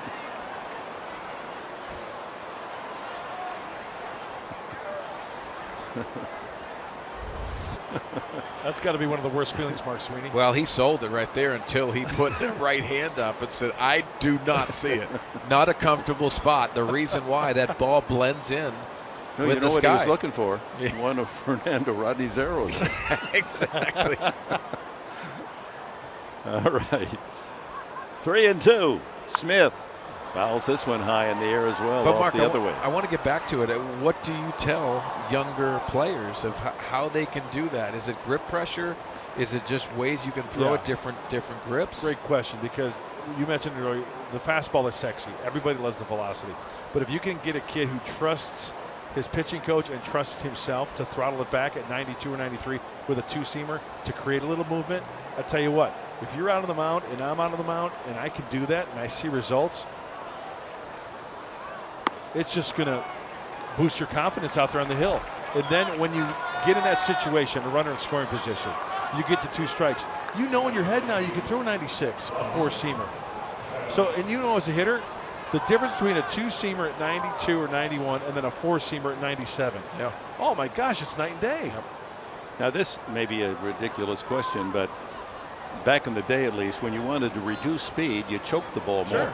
You didn't hold it out on your fingertips. So if you choke just a little bit, you know, take a couple of miles off the fastball. You do that? Absolutely. Show us what we mean by choking the ball. Yeah. First walk of the night by Colin Ray with 1 out. Smith aboard, and Cano takes strike 1. everybody holds their fastball different, but when I held my four-seam fastball, see that gap right here? Now, when Dick's talking about, all you need to do is take that ball back a little bit more there and choke it. See, there's not enough room there. You cannot throw your fastball as hard like that as you can when you get out on your fingertips like that. 2 power fingers here to get behind it. You choke it like that, it's not going to come out as hard. And all the Cuetos and all the clever pitchers, that's what they do. A little off, little on. Cano has singled and scored, and good play made in the right field corner by Matt Kemp on his high fly ball the last time. No one's going to catch that. A shot to left field. Upton had the ball before Smith was 10 feet from second base. 2 on, 1 out, and it's time now for the greater coverage of baseball, brought to you by T-Mobile. And coming to town, the Colorado Rockies, and a chance to see that terrific third baseman Nolan Arenado. He's got 16 home runs already, hit over 40 last year. Trevor Story, remember his start? He's got 14 dingers. And Carlos Gonzalez, well, 307 average and 10 home runs, another all-star year for Gonzalez. It's tough to get through that Colorado. It may be the best lineup in the National League. Yes. And also, don't forget, Charlie Blackmon's got a 10-game hitting streak, reached base safely in 27 consecutive games. So, hey, the Rocks got it going. And Walt Weiss has done a tremendous job with that roster. Cruz with that home run swing, foul tips that. The Rockies start tonight 24-28 on the season. In third place in the West with a 3-game lead over Arizona and 4 in front of the Padres.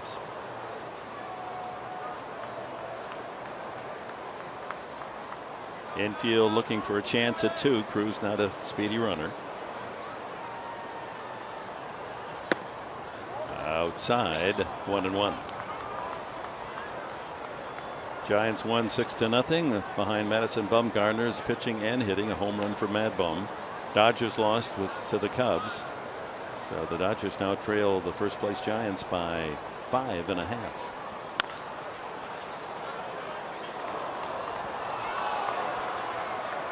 All right, Q&A time here. We'll let you play at home as well. Since interleague play began, which league, National or American, has won the most games? Who has the best record? I'm guessing the American League. Yeah, put your thinking caps on. And if I'm wrong, my second guess is the National League. Flip a coin. Outside, 2-2 to Cruz. Padres with 4 in the first, 1 in the fourth, and 7 in the 5th inning for their 12-2 lead. Cruz, one of the 2 runs with his solo home run in the 4th. And the count runs out. Now remember, that home run that Cruz hit was a fastball away. So you wonder what they're going to do. 3-2. Will they go to the curveball or will they throw that fastball in? I'm going to guess fastball.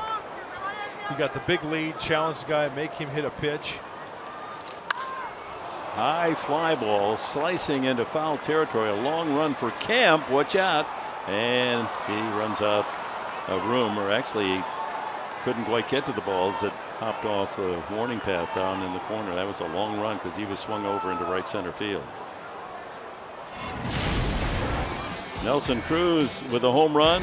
Look at how far this one goes. 445 feet. That's long enough to make the list in the Padre Media Guide of longest home runs ever at Petco. Adrian Gonzalez still holds the record for the longest home run at about 460. Back with a 3-2 and another foul. Kyle Seager on deck here in the top of the 6th inning. 1 away with Smith at second and Cano at first.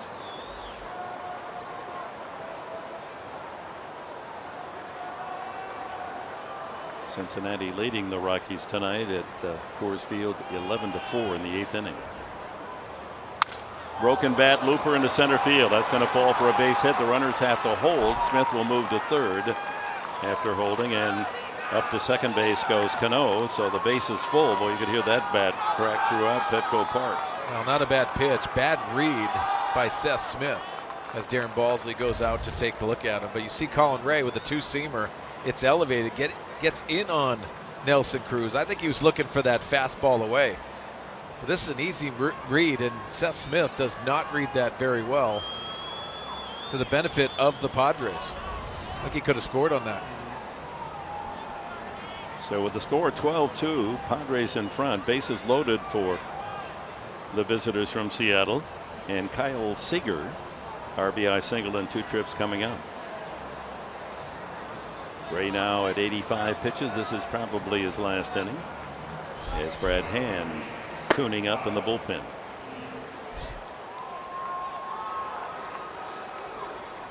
Infield sets for 2. 1 away.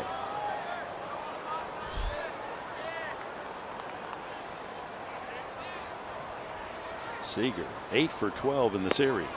Off speed, breaking ball, misses. Mariners pretty much middle of the pack when it comes to grounding into double plays. They are 8th in the American League. And, you know, for Colin Ray with the big lead, you just got to continue to be aggressive down in the zone and work for a grounder. At right field, and that's into the corner. A long run for Kemp. That's going to go against the wall. May score all 3. Good fielding by Kemp, so they'll hold, and only 2 runs score as they hold Cano at third base, and it's a 12-4 game. So Seager, is he having some series?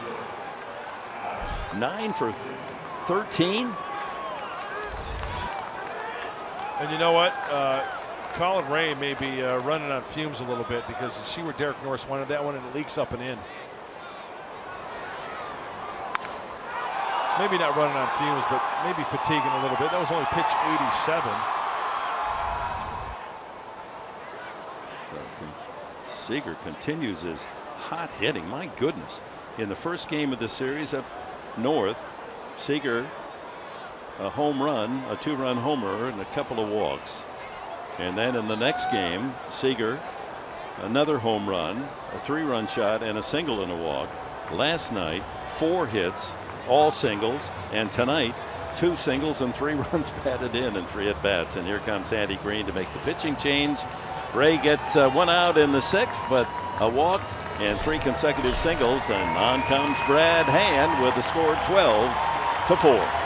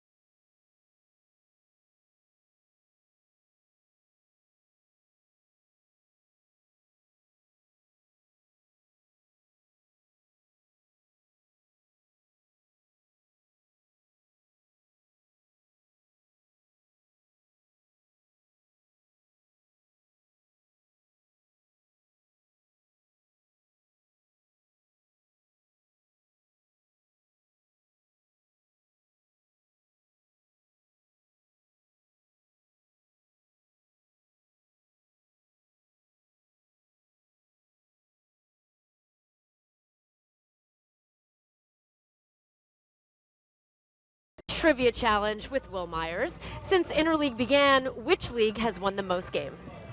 I would guess the National League. Wrong, it's the American League. Since Interleague play began, which MLB team has the highest winning percentage in Interleague play? Which team? I would say it's an American League team. Correct. Golly. Just take a random guess, the Yankees. You're right. Your guess paid off. All right. That 1 out of 2 isn't bad. As we welcome you back to our coverage here on Fox Sports San Diego. 6th inning, Brad Hand in relief of Colin Ray, who goes 5 1/3. Responsible for the 2-man in scoring position currently.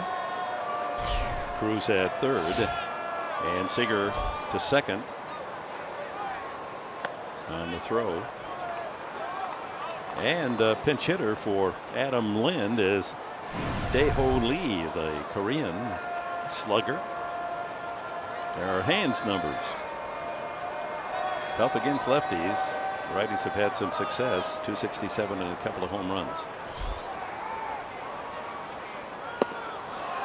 91 on a tailing fastball. Yeah, that was a good two-seamer by Brad Hand. Good location. Dae-Ho Lee loves the fastball, especially in this situation. Can pull his hands in and handle the inside part, but loves the ball out over the plate.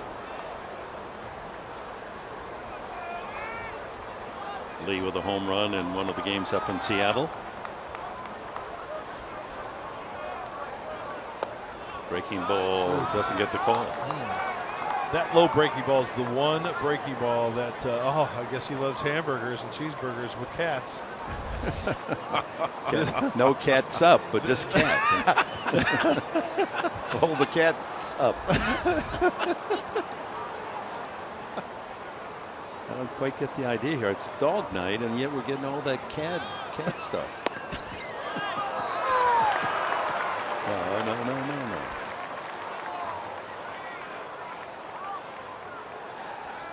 You talk about different personalities. I mean, just like in a clubhouse, you got so many different personalities. But the personality of a dog versus a cat, they're just so different animals. Yeah. Right. Yeah. 2-2 to Lee.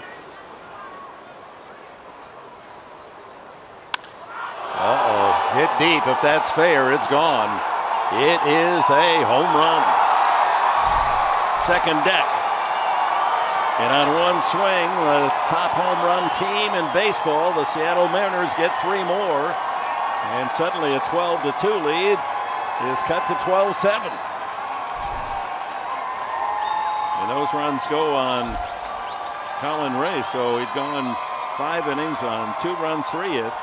And he is charged with 4 runs tonight in this inning. Yeah, the frustrating thing is that they had him 2-2 in the hole, 2 strikes. And this breaking ball just doesn't get to where he wants it. It's a hanger. It's coming in from the lefty to the righty. Speeds up his bat. And Dae-Ho Lee leaves the yard. So you can close the book on Ray. 5 1/3, 6 runs, 6 hits, 1 walk, 3 strikeouts. Well, this Mariner team, isn't that a surprise to you? If you at the start of the year and you said, I'll give you 3 guesses who's going to hit the most home runs in the major leagues this year, would anyone have guessed Seattle? No. Dae-Ho Lee coming in and having his impact, his 8th home run on the season. You wouldn't expect that from him, but also Robinson Cano. I don't think anyone saw 16 home runs to this point in the season. Last year took a long time to get him going at the end of the year. Well, this needs to stop now. I mean, it's a point in the game where there's still plenty of baseball left, but Padres got to put the tourniquet on now. Stop the bleeding right here for Brad Hand. 1 out. Mariners have been good off the bench all year. Pinch hitters batting .313 on the season, and they had the home run by Lee, the second as a pinch hitter, measured at .373. Ionetta's flied out and grounded out. Nothing easy for manager Andy Green. A 5 spot scored by the Mariners here in the top of the 6th. And a 4-pitch walk to Ionetta. Check that, a late strike call. De Jesus kind of takes his time. It is college night. It's always great to have the young men and women from our terrific universities here using that special $10 ticket to sit out there in right field. Swing and a miss. 3-2.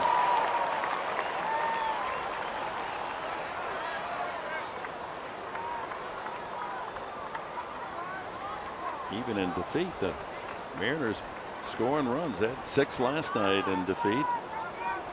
They lead. They trail by 5 tonight with 7 runs scored. Bounce to second. Couple of hops to Rosales. 2 away. And a reminder, tonight's game is always presented by Sony, the leader in 4K Ultra HD. 2 gone, base is empty to Luis Sardinas. He struck out and bounced to the mound.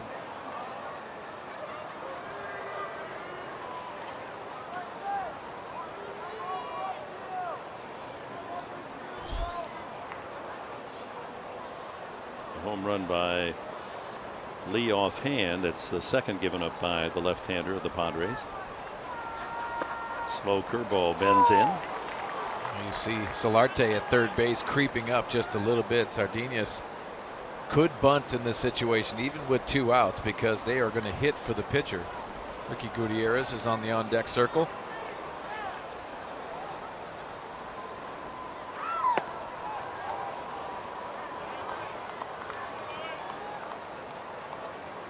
Lee with a home run smile. 8 homers.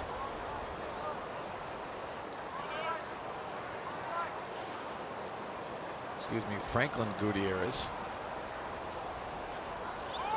Sardinas, the 8th man to bat here in the inning. Oh, we've had some big innings in these 2 games. 4-run first for the Padres, a 7-run 5th, and then answering the 7, top of the 6th, 5 runs scored by these Mariners.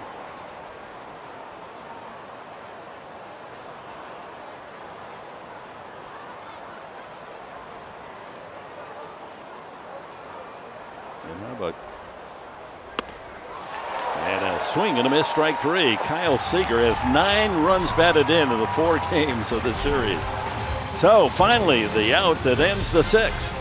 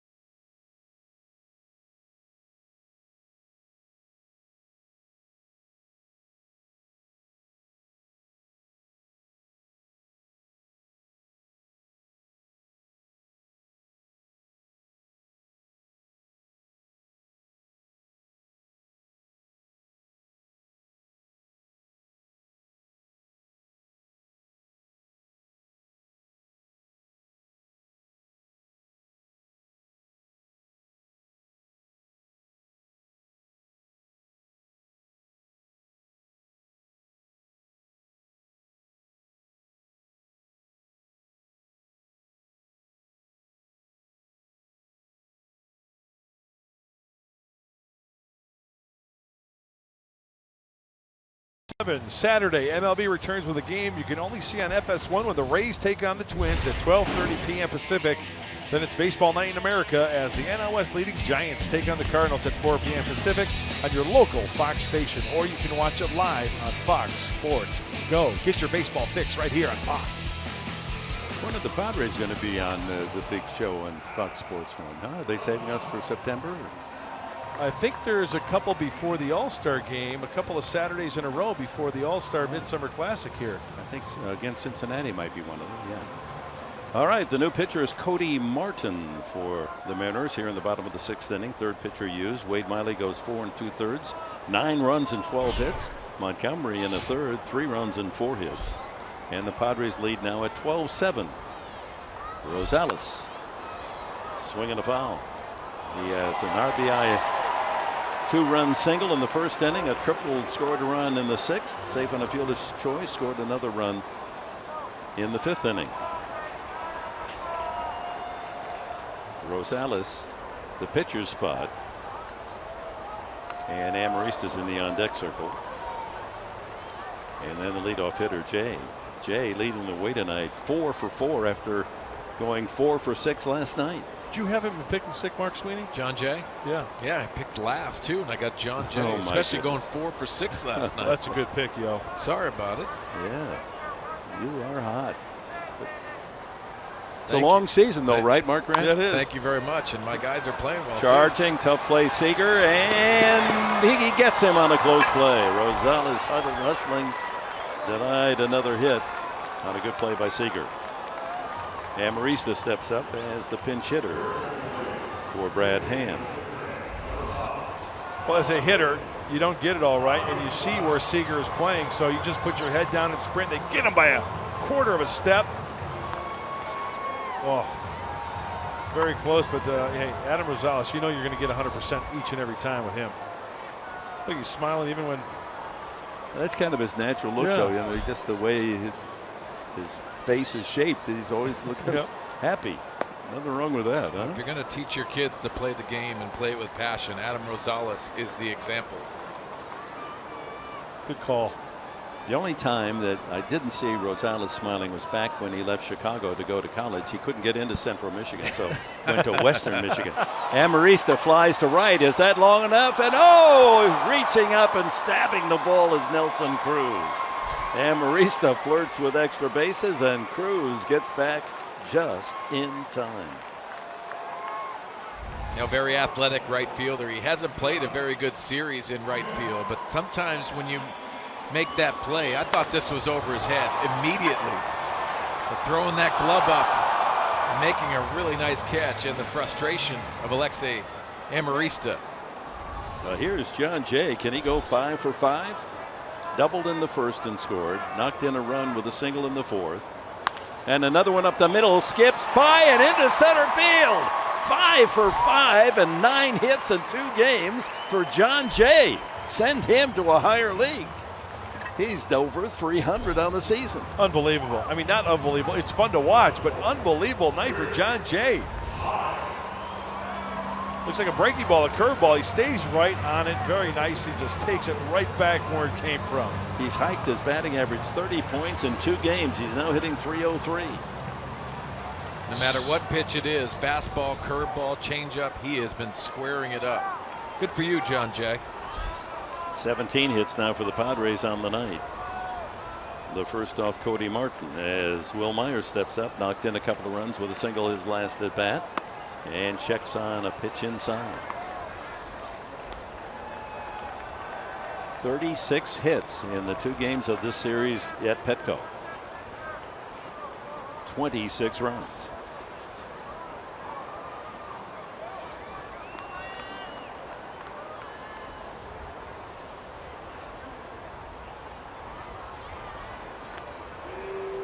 Jay had never collected 5 hits in a game, and he's done it in 6 innings tonight. Yeah. 5 para 5. 5 for 5. I love your Eddie Spanish. Ortega is just going nuts right about now. Yeah, that's right. Eduardo calling the game on Spanish radio. Long throw across by O'Malley, now in at shortstop, and the inning comes to an end. We go to the 7th. The Padres ahead by 5.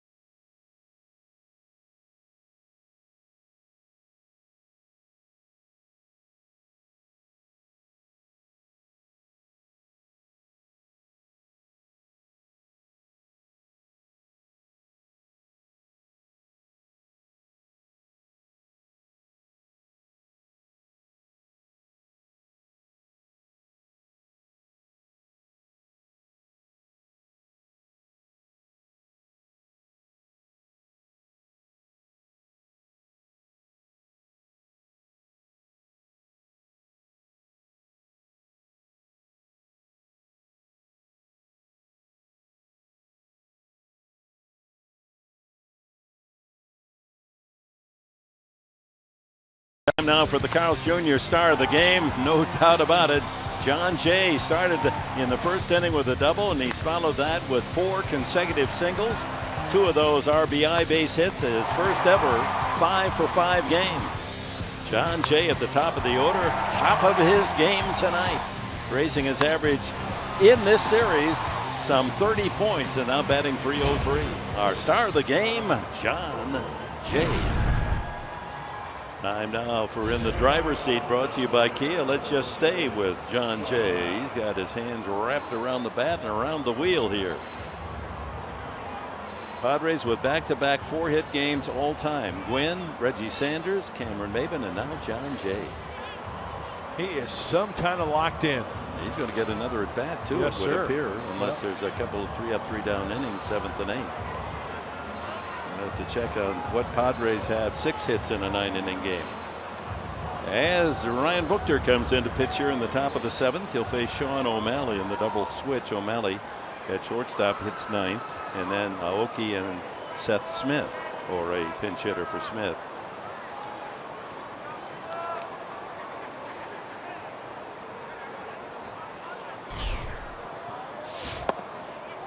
First pitch is low. O'Malley, a switch hitter, has only 24 bats on the season with 3 hits.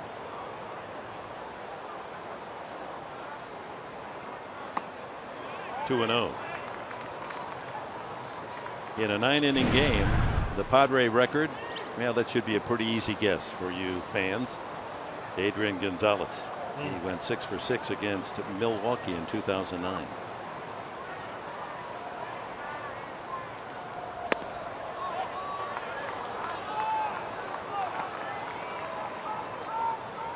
Madman Mike Tressel with that information, and Connor Larson backing him up in the he's the president of the research department here in our booth. And a strike, the automatic at 3-0.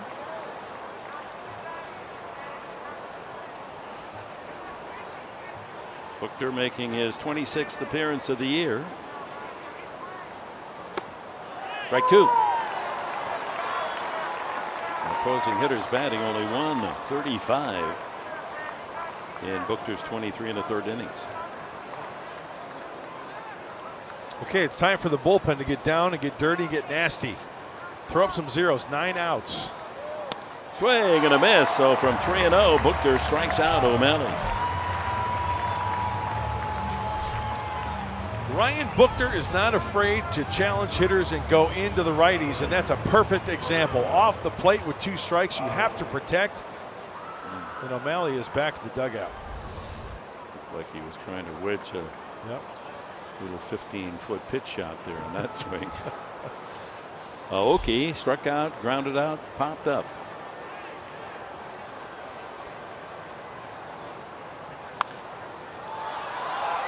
So tomorrow night, fans, Friday night, party at the park.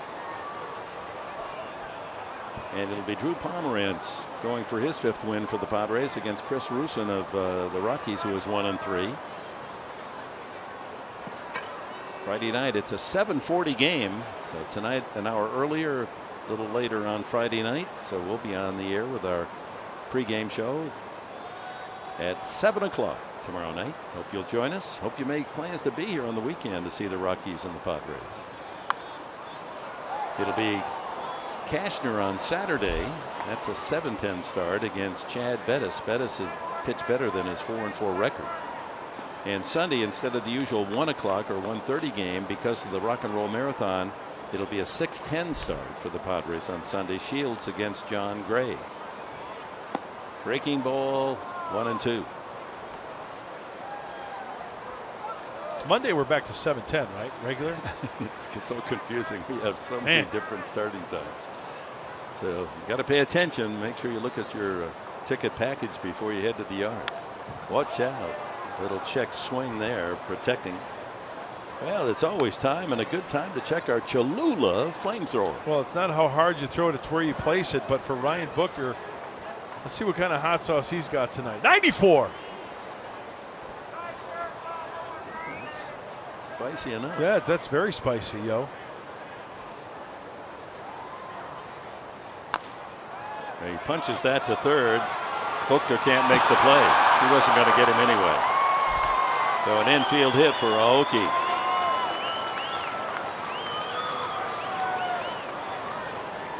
Well, a good effort for Ryan Buchter. Solarte's charging, but the whiff there, and just out of frustration, can't find the handle.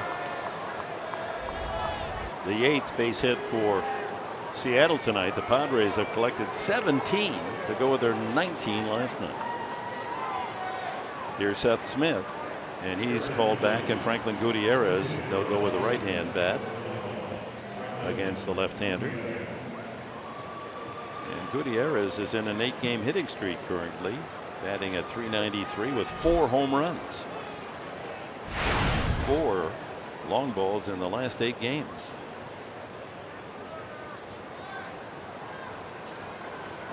With 2 home runs tonight, the Mariners have hit 80 on the season to lead the majors.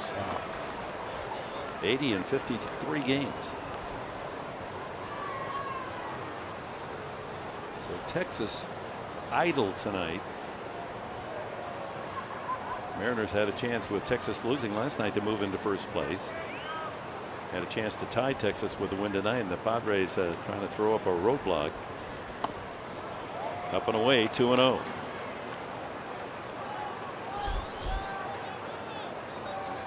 Now the big boys on deck, Robinson Cano and Nelson Cruz, Kyle Seager to follow. It's an imposing lineup.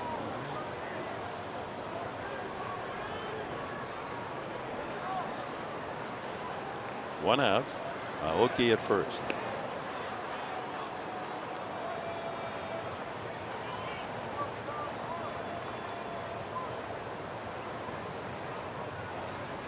Italian Heritage Night, and reminds us that if you haven't visited Little Italy, that's a nice experience. Boy, it's a lot of good restaurants. Love it down there. I do too. It's just a feeling.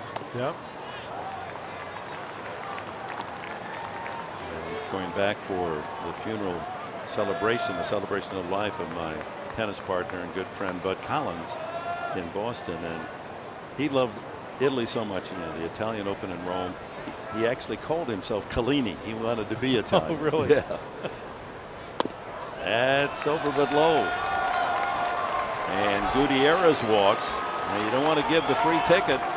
2 on for Robinson Cano in a 1 swing, and it's a 12-10 game. 2 on, 1 away here in the 7th. Cano tonight, 2 for 3, 2 singles, both to left field. Last night, a line drive laser home run, a 3-run shot to the home run deck and right. Well, this is why you acquire players like this, for the slugging percentage, for the home runs, runners in scoring position to bring them on home. Leads the American League with 48 runs batted in.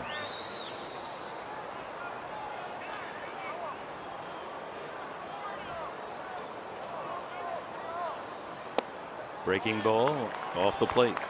The attendance tonight, we're not counting the canines, 22,588. Hope to see you tomorrow night, Saturday, Sunday for the Rockies. And then early next week, the first visit of the season and the only visit for the Atlanta Braves, Monday, Tuesday, Wednesday. Taken all away. Just did catch the lower edge of the strike zone as Brandon Maurer pitched the 9th inning last night. Gave up a run.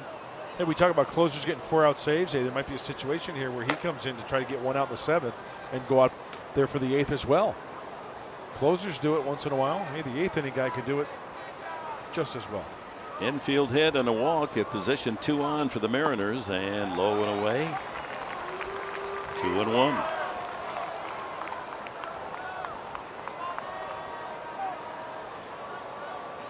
And Nelson Cruz with a long home run to center field, waiting his turn. Well, I think this is Ryan Buchter's last batter regardless. I think you're going to see Brandon Maurer when Nelson Cruz comes up to the plate. Big swing by Cano, just missed that one.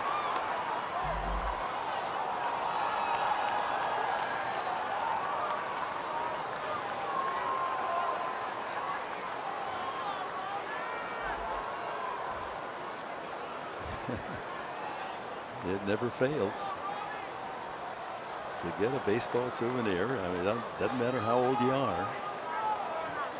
Make my day. Make my night. Great stuff. Oh! Got Cano high and inside. And let's see where that ball struck him. The bases are now loaded with Mariners on a scratch hit, a walk, and a hit batsman. Hopefully nothing serious here. Ooh, the top of the hand, that can be nasty, those small bones. Yeah, that bottom hand of the bat.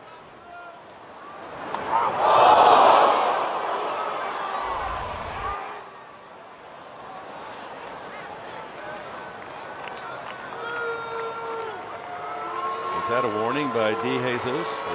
He pointed out to the mound. Cano will walk slowly to first base.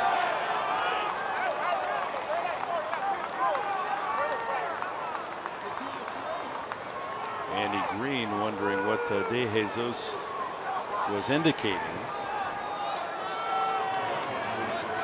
Yeah, I'm right there with you, Dick. I'm not sure really what was going on there, indicating that he was just awarding him first base because they indicated hit Cano, or, I mean, why a warning would be issued, I don't know. If in fact that was the case.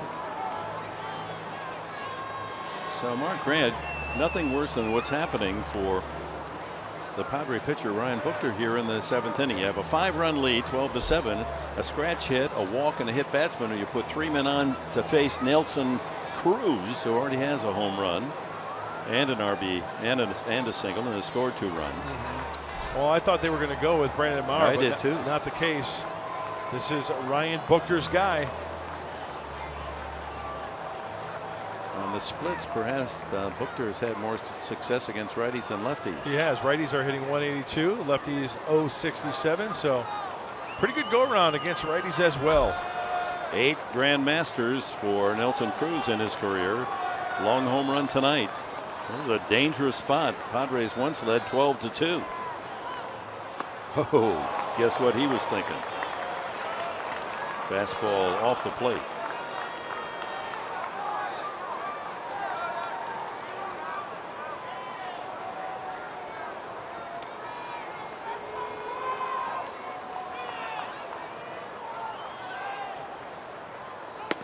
Same pitch, but he doesn't bite.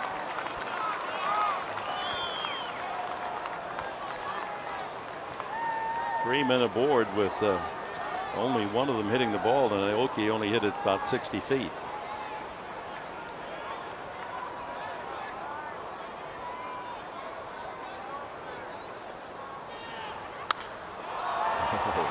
High and foul, out of play. Just a little late on that swing, Cruz. It's 1-2.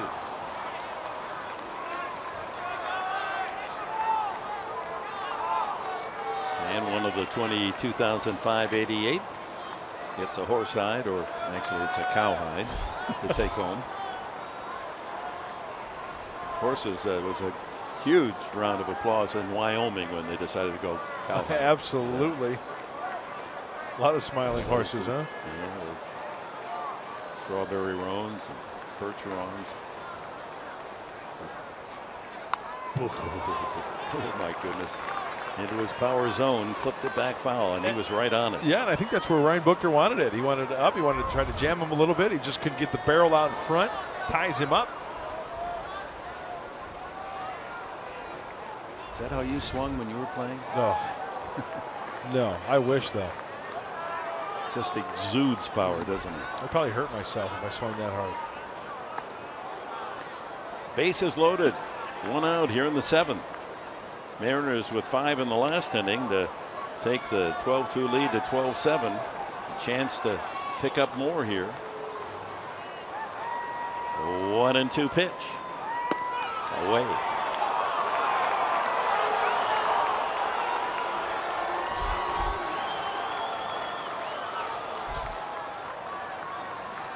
Kyle Seager, 2 for 3 tonight, knocking in 9 runs in 4 games in this back-to-back series, home and home.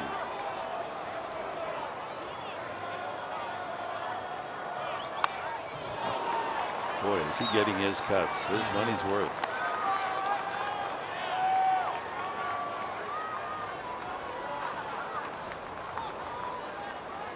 Well, Derek Norris probably putting down a series of signs with that runner on second base. Okay at third. Gutierrez at second.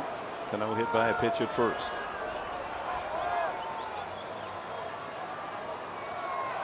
Seventh pitch of the at-bat coming up. What a battle. Buchter against Cruz. Fastball away. Another foul.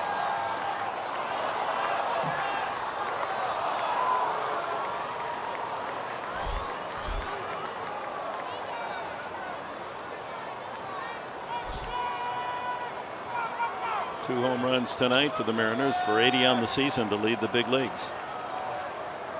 10 against the Padres in the 4 games of this interleague affair. If it's a curveball, get it down. Another foul. Another fastball as well. So he's challenging him. Boy, he's going in and out and in, up the ladder. Got a battle going on here. A fastball hitter getting thrown fastballs on the inside and outside part of the plate, trying to tie him up. As hitting coach Edgar Martinez watches on. 9th pitch of this duel coming up.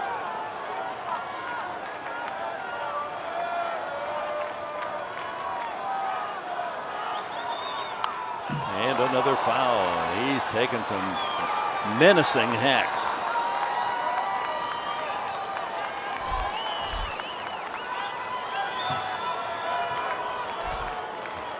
The long home run back in the 4th inning, 445 to straightaway center. His 11th of the year.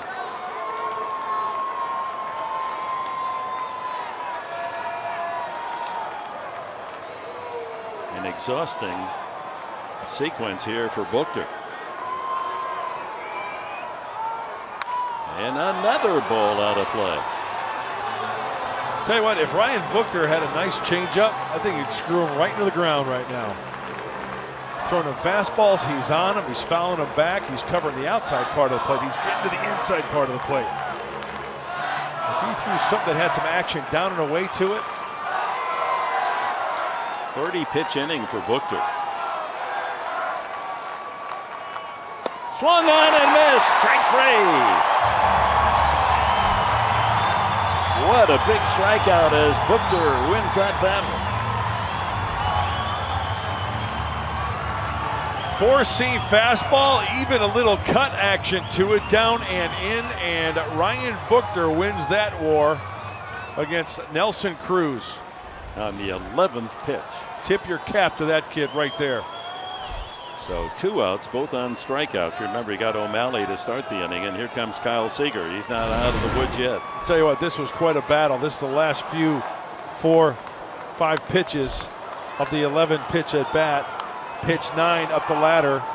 Pitch 10, another foul ball, and then the dagger. But now with the bases loaded, it's Seager, 2 for 3 with a couple of RBIs. Padres have had trouble getting this man out. 9 hits, 12 at bats. Make that 13 at bats. No, it's 12. Not 13. I was right. 9 for 13, 9 RBIs in the 4 games. Bases loaded. That's in there. 1-1.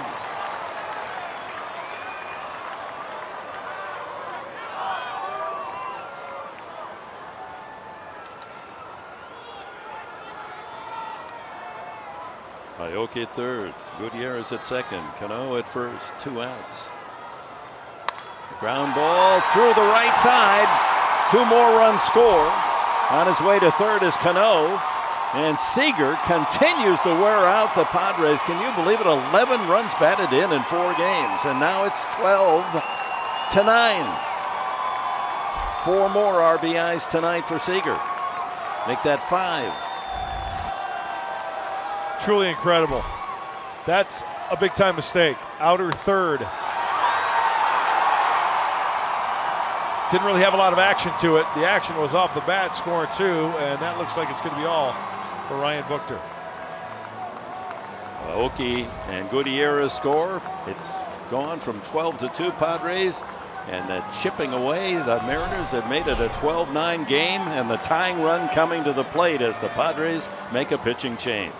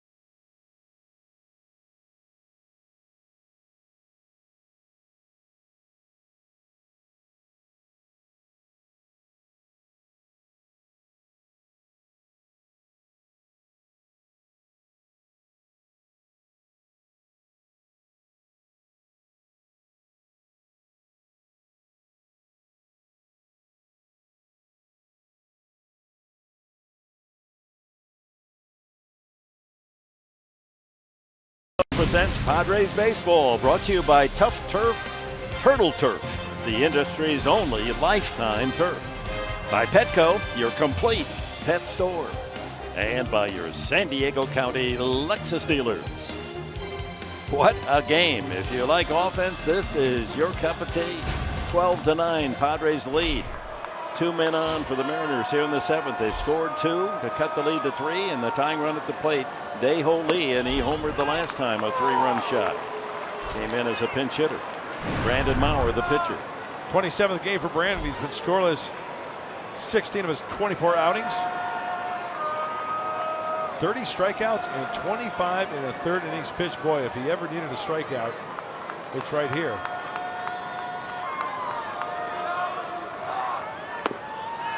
Pours in a off-speed pitch, 1-1. And the infield kind of playing him the pull a little bit as Alexei Ramirez at shortstop swung over near that 5.5 hole.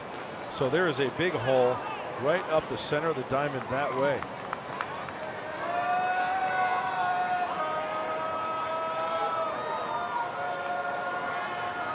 First and 3rd. He winds up with his swing, doesn't he? 2-1 to count.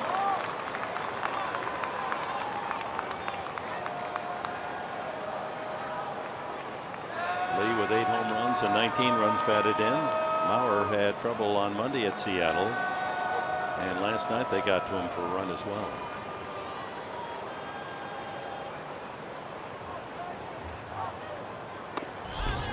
Three balls and a strike.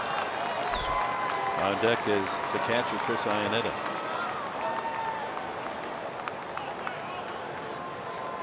Quite a comeback by the Mariners, down 12-2. 5 in the 6th, 2 more here in the 7th. They haven't finished their work yet. 2 outs and 3-1 coming. That's in there. 95 on the fastball. And a couple of days ago, here was the Maurer against Lee, and he crushes one up at Safeco in Seattle, way back in left center.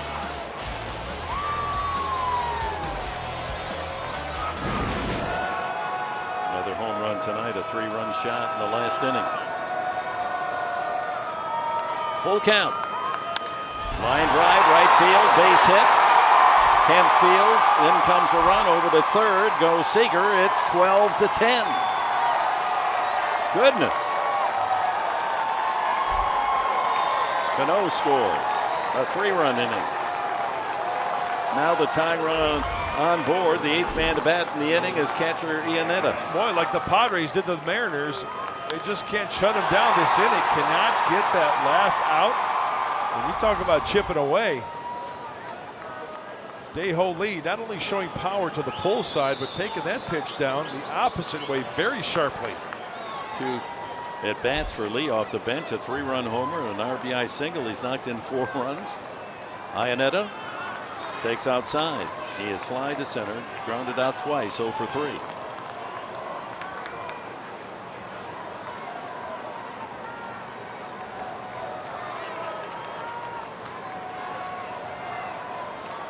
Four home runs on the year for Iannetta. Just missed that one. Skies it back into the ground.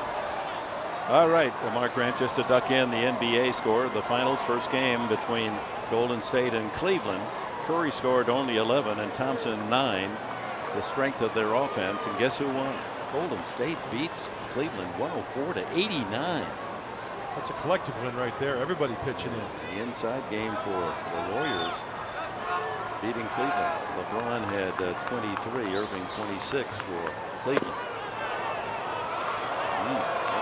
What's wrong with that? I guess too low. 2-1 the count. Seager at third. Tying run.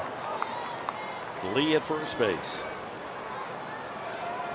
Another crooked inning, crooked number up there for Seattle. Weak wave and a miss. 2-2.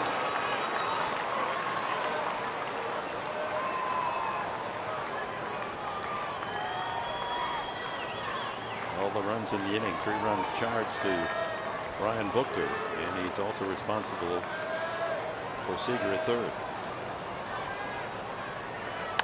Line drive, left field, that's going to fall. Not hit that hard. Iannetta delivers an RBI single, and it's a 1-run game, 12 to 11.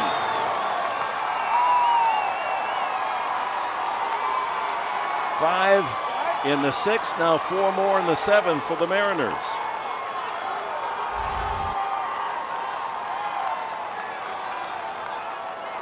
Fooled on the pitch. Yeah, if taken a ball and it's a one-hander down the left field line, this is unbelievable.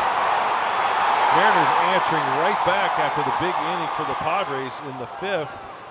They're doing their share here in the 7th. 7 runs for San Diego in the home half of the 5th inning to lead 12-2. But 5 in the 6th, 4 here in the 7th, a 1-run game, and the tying run at second base.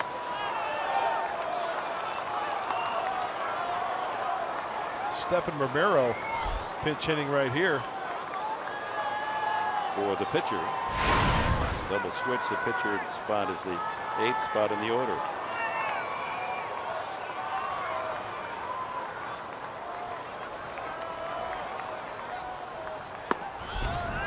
Fastball at 95 for a strike. As a pinch hitter this year, Romero 1 for 3. He's 1 for 8 for the season. Boy, what a comeback for Services Mariners. That's in there for 1 and 2. Off speed. This game's got Coors Field written all over it. Doesn't it? So uncharacteristic of what you'd expect coming to Petco Park. Yeah. 23 runs and 28 hits combined. 1 and 2. Way outside.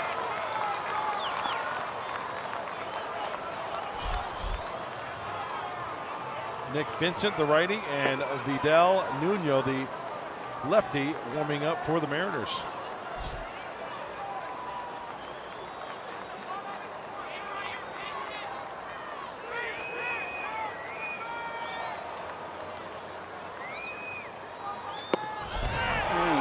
Just wide. Good call, De Jesus.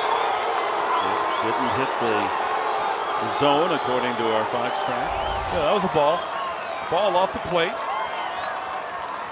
Good call by the home plate umpire. And with the count full, the runners will get a break with the delivery of the pitch.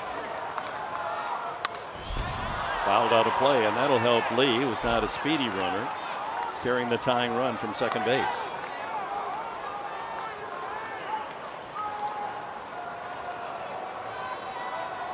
(12-11) Padres. There's the go-ahead score at first base, Iannetta.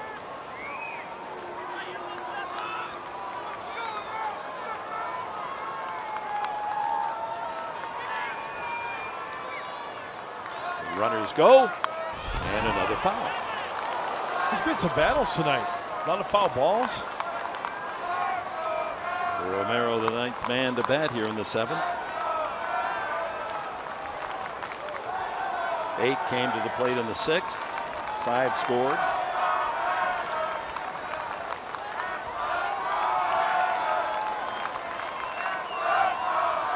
They'll do it again. 3-2, and a line drive center field in for a base hit. That'll tie it. On to third goes Iannetta. It's even at a dozen apiece. Unbelievable.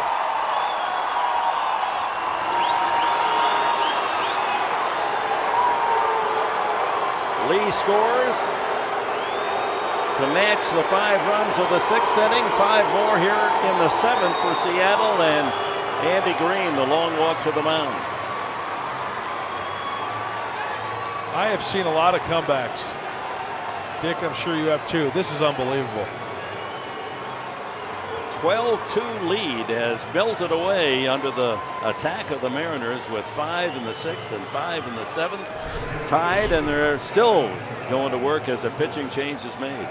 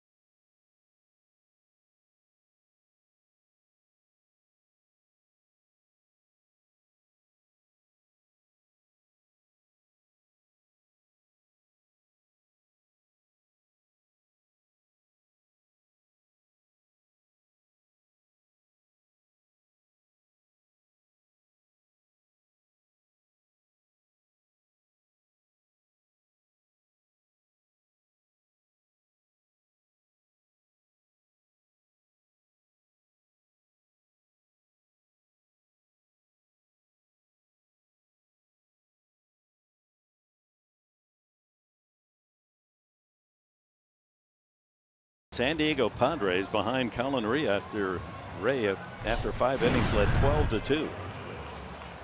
And the Mariners against the bullpen have racked up 5 runs in the 6th, 5 more here in the 7th, and tied the game at 12.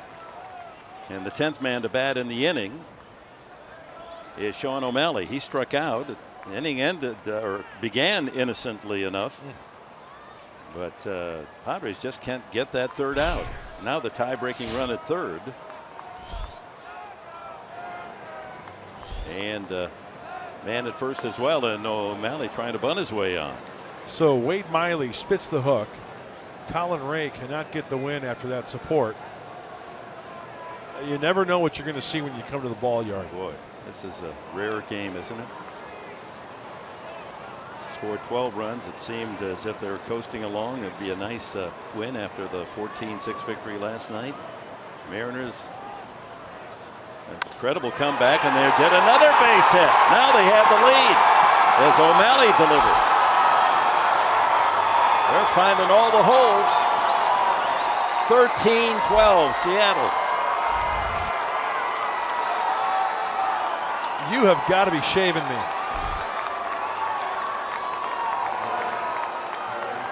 This is one of the most incredible things I've seen. 5 consecutive singles.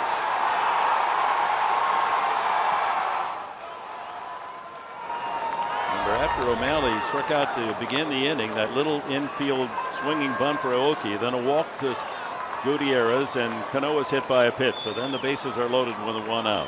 Cruz struck out for the 2nd out, and then singles by Seager, Ho, Lee, Iannetta, Romero, the pinch hitter, and O'Malley to tie it and go ahead 13-12. Now back to Aoki. 13 runs, 13 hits, Seattle. 12 runs, 17 hits for the Padres.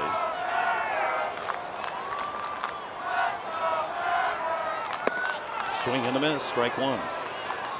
That was the 56th pitch thrown this inning by Padre pitchers.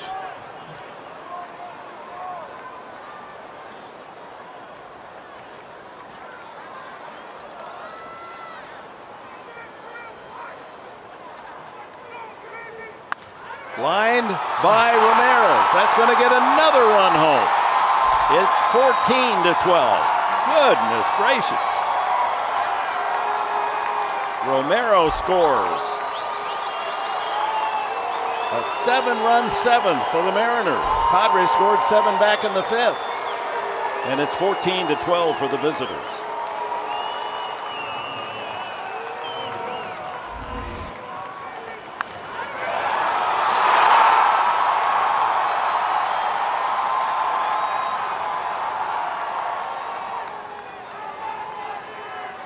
Short hop for Alexei to his left. And the Mariners keep on swinging. 5 consecutive singles with 2 outs. A 2-run single Seager, RBI single Lee, RBI single Iannetta, RBI single Romero. O'Malley make it 6. O'Malley an RBI single, and now Aoki knocks in a run with a single. 6 consecutive singles to post 7 runs here in the 7th and a 14-12 lead. Gutierrez bats for the 2nd time in the inning. He walked the last time as a pinch hitter.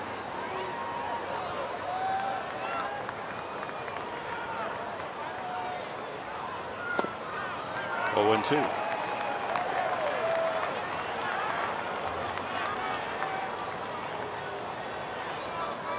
Most combined runs scored in a game. 27. The Braves beat the Padres 15-12 back 6 years ago. They scored 26 combined tonight. At Petco. Supposedly a pitcher's paradise, but not in the 2 games of this series. The Padres scored 14 last night to win 14-6. Now it's the Mariners rallying from 12-2 down. And you know what, Dick, from both sides, as far as from a hitting standpoint, we've seen mistakes hit. We've seen pitches off the plate, off the end of the bat hit. It's been going both ways for both clubs tonight. And right now, as this prize fighter fight continues, right now the Mariners are ahead on the fight card. 0-2 to Gutierrez. Well, they're trying to search for good news for the Padres. They do have 3 more innings left. They've got 3 innings to come to bat themselves, and have to think of this as being a 2-0 deficit, not the fact that you've given up a 10-run lead. Padres have never blown a lead of 10 runs in their history. In their history, fans. 9 runs the most, leading and not converting that into a win. Outside, the runner going. And Aoki. I think that's going to be a stolen base. Myers seemed to be holding him on. I think he was holding him on, yeah. Thornton not giving him much attention. So 2nd and 3rd with 2 outs for Gutierrez, and the count 1-2. Inside. Well, it seems like with the Padre pitchers, they just could not put him away with 2 strikes. The Mariner hitter's been battling with some foul balls, eventually getting a base hit. But amazing. 7 singles in the inning. 7-run score. How many foul balls and pitchers Tons. getting ahead of the hitters. Tons. And the Mariners have done a terrific job at just fouling off good pitches. And Hand able to go 2/3 of an inning in support of Colin Ray, but then Buchter and Mauer and now Thornton unable to get the third out here in the 7th inning. Second and third, 2 away. Up the middle and through. This is beyond belief. 2 more runs scored. A 9-run inning. And now it's the Mariners leading 16-12 as Gutierrez drives in 2.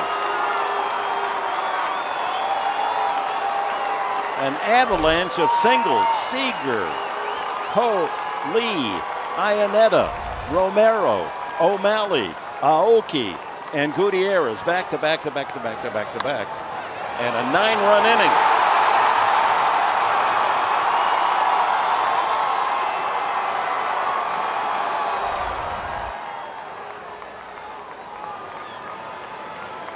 Erie, 5 in the 6th and 9 in the 7th, 14 runs in 2 innings for Seattle. This is a game you'll talk about back when you get to September and you look back on the season. Now finally the ground ball to Rosales, staggers and throws him out, and finally with Cano making the last out, that'll do it for the Mariners. And do they ever do it to the Padres? 9-run 7. Oh my.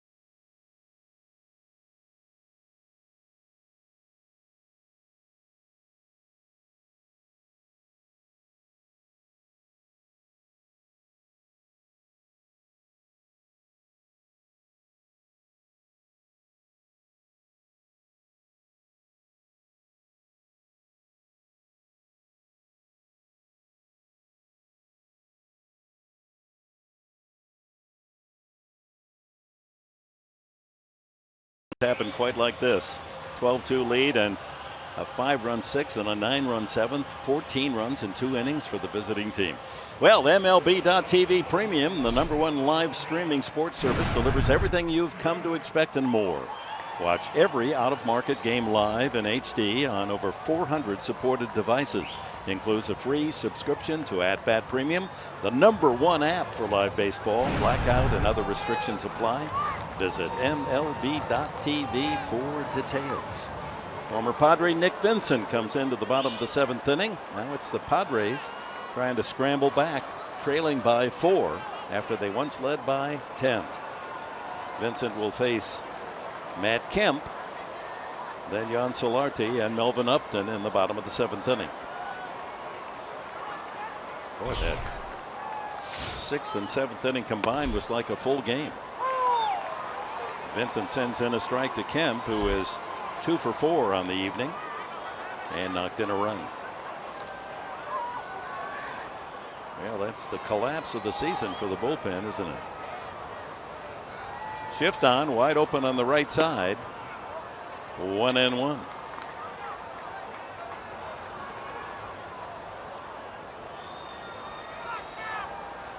Vincent making his 24th appearance of the year,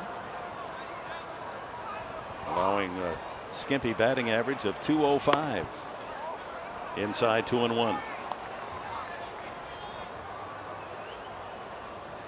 How about Seattle? Boy, with an opportunity. Runners in scoring position, 11 for 12, and Padres not. I mean, that's terrific. 8 for 13. Yeah.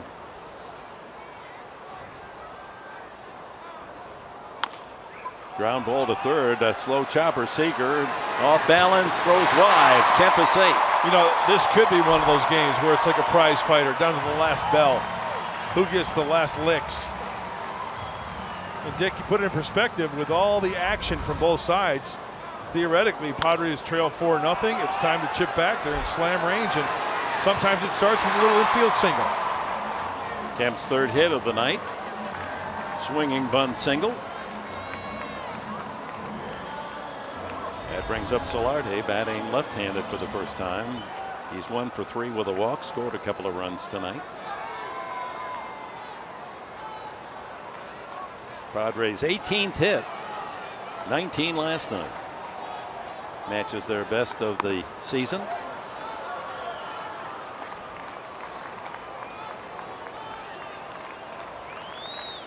Padres, after Seattle scored a run in the first inning, put a 4 on the board in the bottom of the first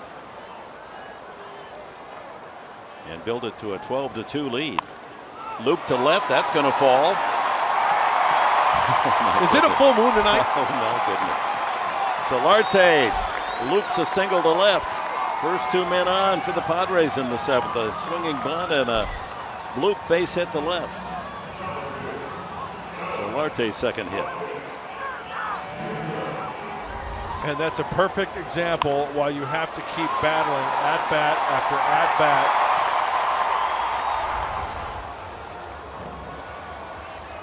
Romero now playing left field for Smith, gets the ball in. Runners in scoring position. The Padres 9 for 14 tonight. Melvin Upton, 2-run single his last at bat. He's 2 for 4. Foul tip.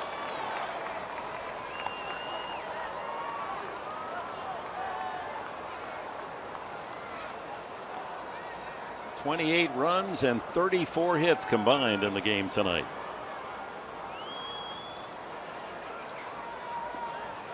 No one out here in the home half of the 7th as the Padres try to claw back. Taken away.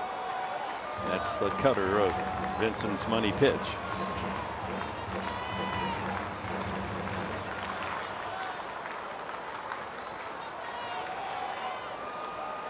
I don't know about the moon, but I saw a couple of the dogs barking at something up there. Wow. They're howling. Yeah. There's something going on here.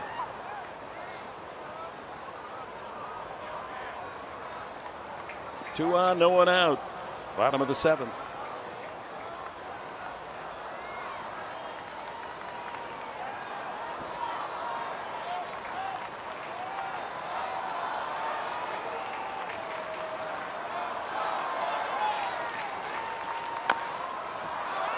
Chop foul.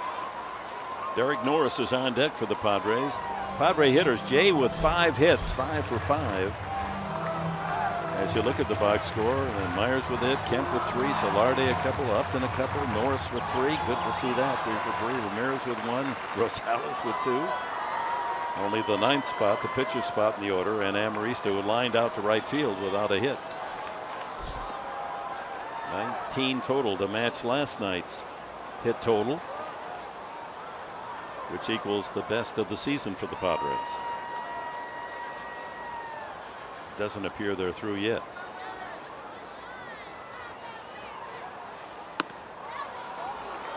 Two and two.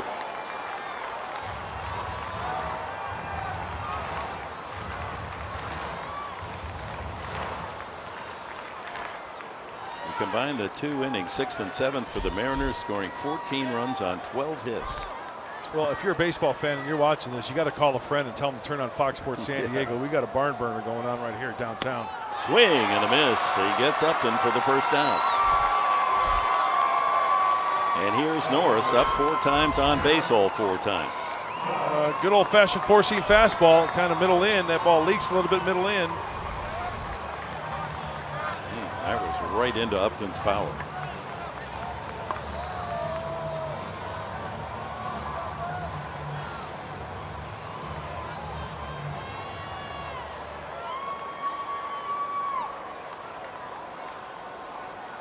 Norris, 3 singles and was hit by a pitch the last time. He scored a couple of runs. Derek with 5 homers on the year.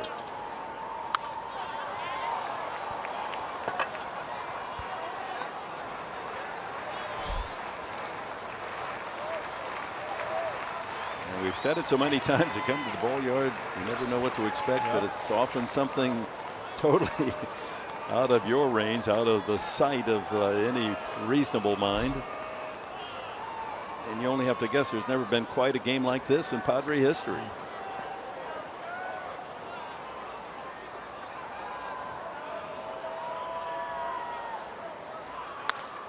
Hit well to right field. That chases Cruz back, and he makes the catch again, going away. Tagging and advancing to third is Kemp. Cruz makes his second good play, racing away from home plate and reaching up high on the backhand side. Denies Norris his 4th hit.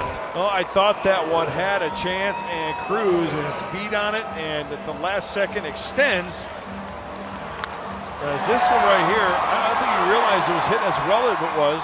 Norris going the opposite way, and Derek Norris. He thought he had extra bases. Yeah. So 2 outs, runners at the corners.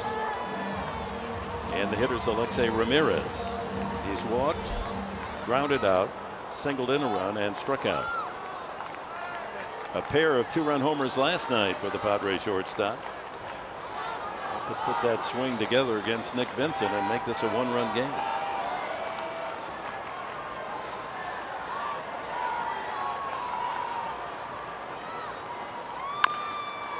To third, foul ball.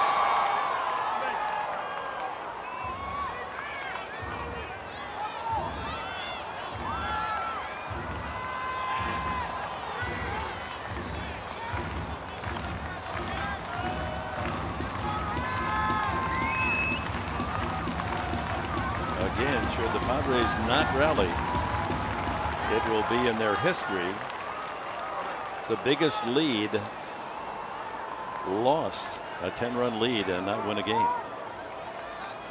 9 was the previous high. Padres succumbing after a 9-run advantage. So 22,588. Seeing something special on this Thursday night.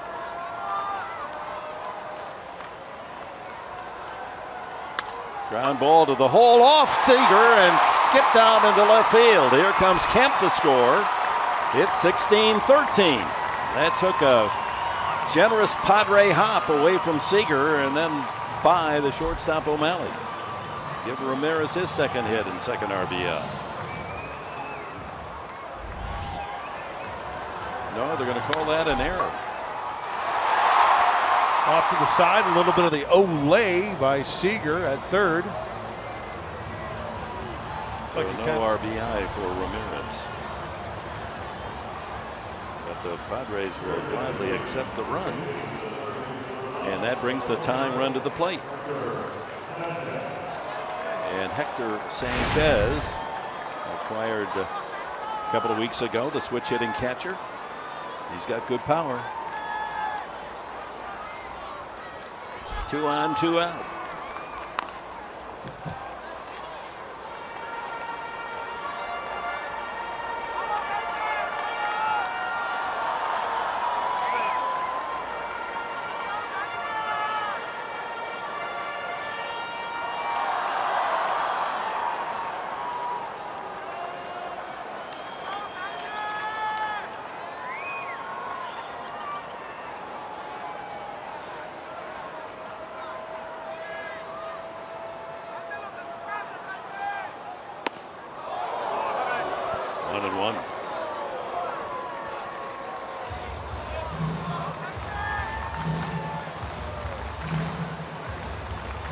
Seventh inning, an unearned run scored for the Padres to tighten it to 16-13. And with 2 on, 2 outs, one big swing away from A 16-all game. Pulled that foul. This copyright telecast is presented by authority of the San Diego Padres and may not be reproduced or retransmitted in any form, and the accounts and descriptions of this game may not be disseminated without the express written consent of the San Diego Padres. Send this one to the commissioner's office. He might not believe it. Tried to recreate this game. A ball, 2 strikes to Sanchez.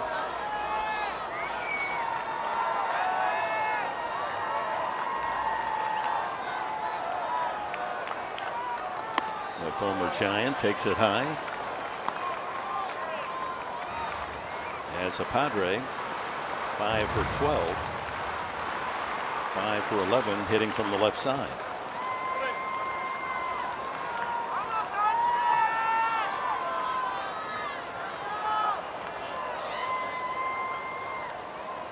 A 2-2 pitch. High again. Here's how the scoring developed. 1-0 Seattle, 4-1 Padres, 5-4-2 Padres, 5-2 Padres, then 12-2 with a 7-run 5th inning. Then 12-7 as the Mariners scored 5 in the 6th, and then the Mariners rack up 9 in the top half of this inning for a 16-12 lead. Padres with an unearned run at 16-13. High fly ball foul, and he just missed that one, pulls it down into the seats. Straighten that one out and gallop around the bases with a tying home run. You know, it was a high cutter in, and Hector trying to get the hands in, and that's about all you could do with that pitch. Runners return. Kemp to third. Ramirez to first. Or rather, Solarte to third. Make that to second.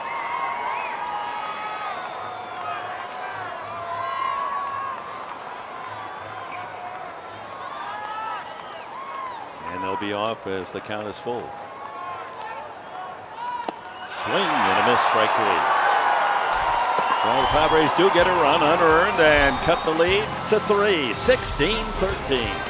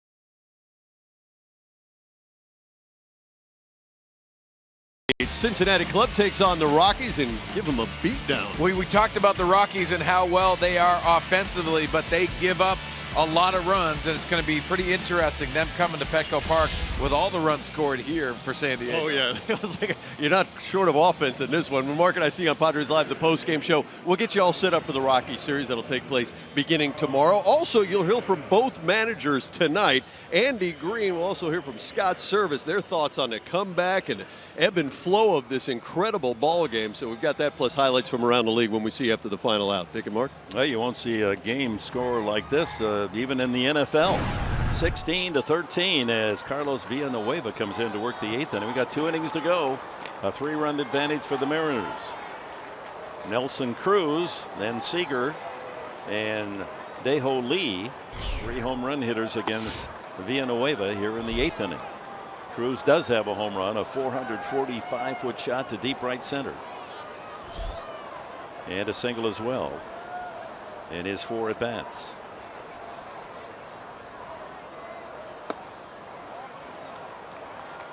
Taken low, 2-0. Couple of home runs, but it was the rash of epidemic, if you will, of singles that really scored all the runs in that 9-run 7th inning. 6, 7 singles in a row with 2 outs. That's unbelievable. Really is. I mean, the batting practice. I mean, if you're taking all the fielders off the diamond and just through batting practice, you might not get 7 consecutive singles.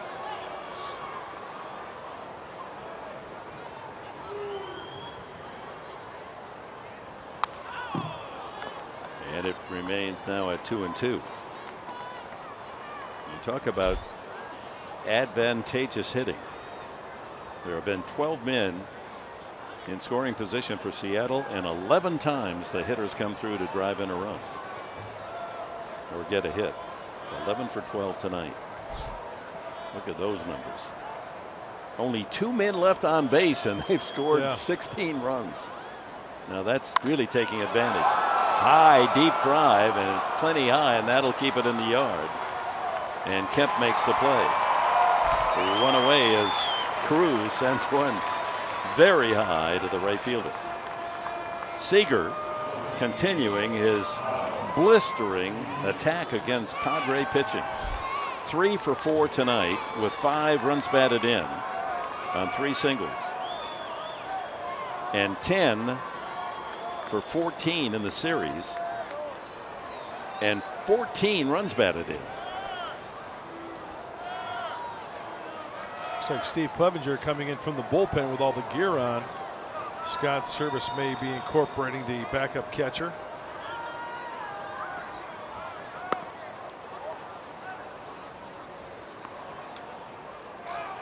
Make that 11 as we double check. 11 runs batted in the 4 games for Seager.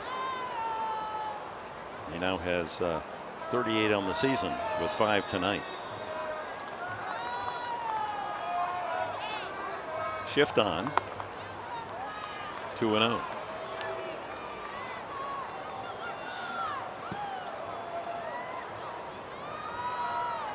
So Seager has boosted his average up to 296 with his hot hitting against San Diego.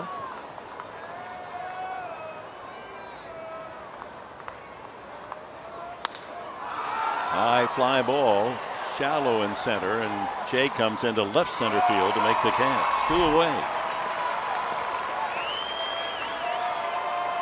And Dae-Ho Lee came in as a pinch hitter for Adam Lind in the 6th inning and delivered the 3-run homer. And that was a key blow. That's the shot that really ignited this Mariner comeback. It was 12-4 at the time. And he sent one into the 2nd tier Western Metal Supply Company building. Yeah, that was a breaking ball that just caught too much of the plate to Lee. And he followed with an RBI single in the 7th run, or the 9-run 7th inning. So a couple of at bats for Lee and a home run single and 4 runs batted in.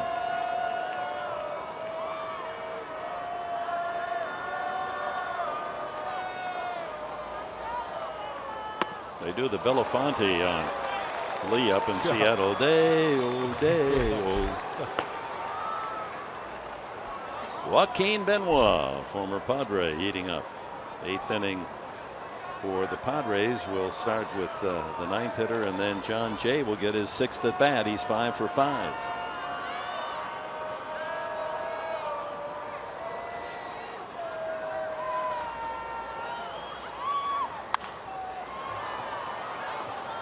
Way up into the 3rd deck. Yeah, he's hanging in there. He's got his baba, he's got his beanie on, and he's got his blankie. He is all set. Yeah, but he's been awake. There have been a lot of loud noises going on here tonight. What's all that noise? That sound of a ball against a bat. 34 hits.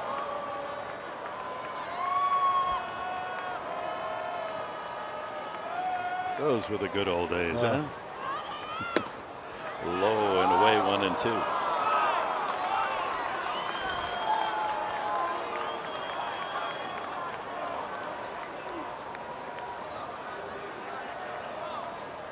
What do you mean the good old days? I still do that. I notice you have that pacifier on the road trip. You carry the pacifier with you.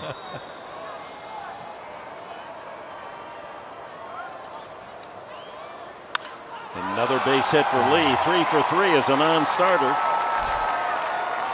Couple of singles and a 3-run homer, and with 2 outs, that'll bring up the catcher Iannetta.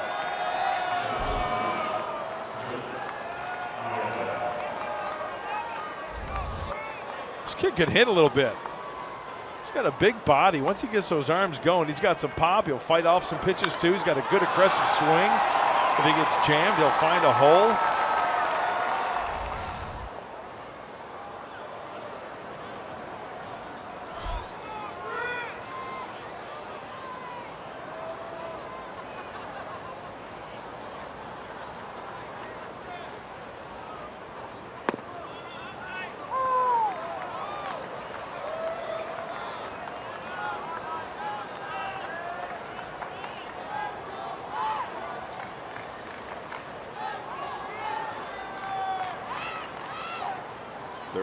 Hits.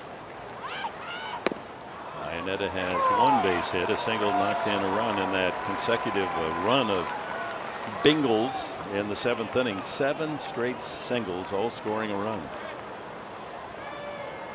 A total of 9 in the inning. To make it a 16-12 lead, the Padres get an unearned run to make things a little closer for the home side. Swing and a miss, strike 3. To the bottom of the 8th inning. Joaquin Benoit will come in for the Mariners. The Padres need 3 to tie.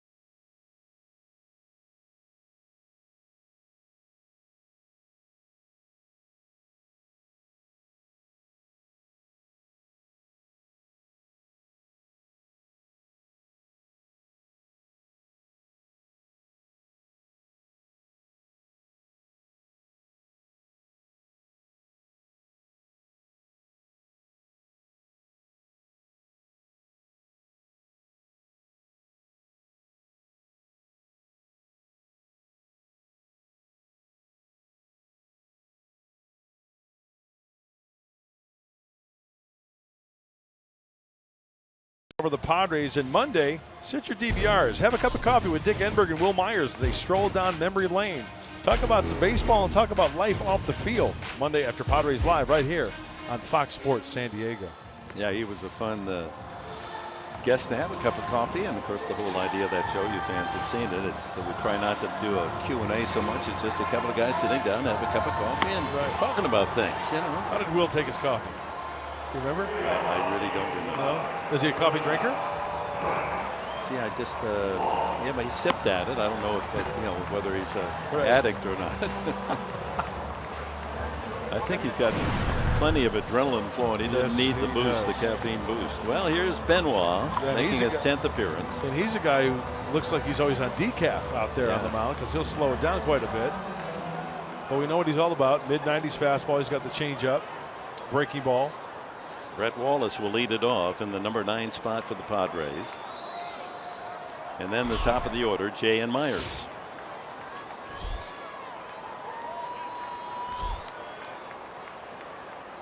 Benoit with that great changeup.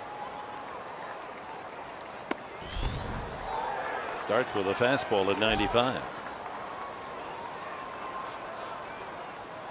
Wallace making the club last year because of his pinch hitting prowess. He's 3 for 6 this year. But he entered the game. He's not a pinch hitter in this case. He entered the game on a double switch in the last inning. Excuse me, swing. 0-2. Well, we were talking about this game being historical, if not hysterical. The combined hit total of 35 is one away from tying the franchise record in a 9-inning game. The most collected hits is 36. That was against the Marlins 20 years ago.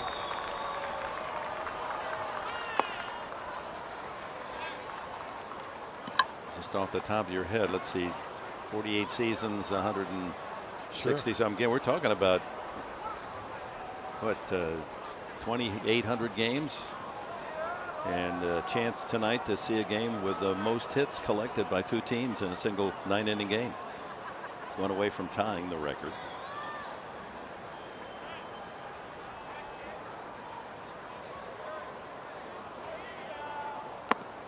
Weak wave and a swing, and Benoit gets him on that changeup.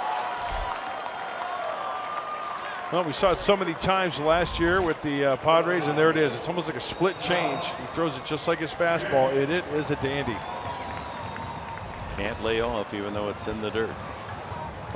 So John Jay, positive numbers in this series. 4 hits last night and 5 for 5 tonight. So you talk about making hay. He started last evening with a 274 average, and he's now hitting 303.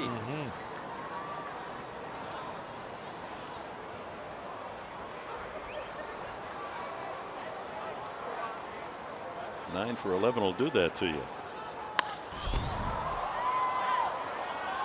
I think John Jay wants to swing early as Fernando Rodney heats up in the bullpen for San Diego. He's all over that Joaquin Benoit fastball because he doesn't want to get in a hole to where he has to face that nasty changeup, I think. Double back in the first, single in the second, RBI single in the fourth, another RBI base hit in the fifth, and another single in the sixth.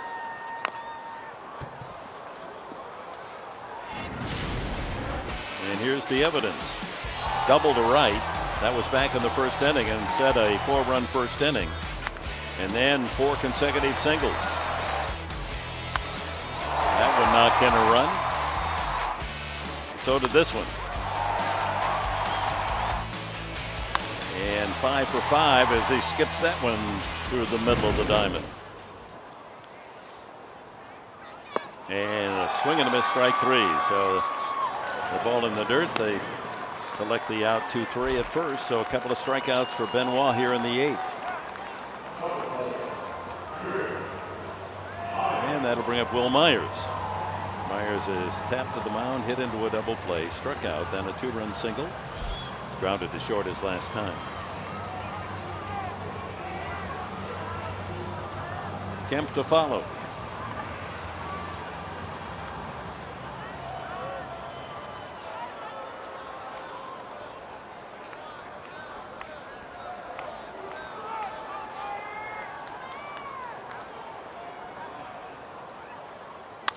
Line to left, fair ball. That'll rattle into the corner, and Myers on his way to second. Romero gets it in. Second hit tonight for Will Myers.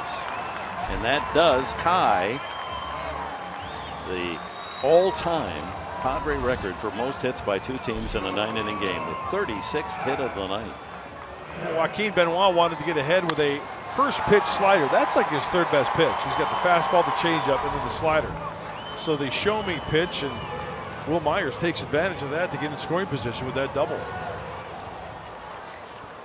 Padres' 20th hit. That's the high this season. And the hit total 5 for Jay, 2 for Myers, 3 for Kemp, 2 for Solarte, 2 Upton, 3 for Norris, 1 for Ramirez, and 2 for Rosales.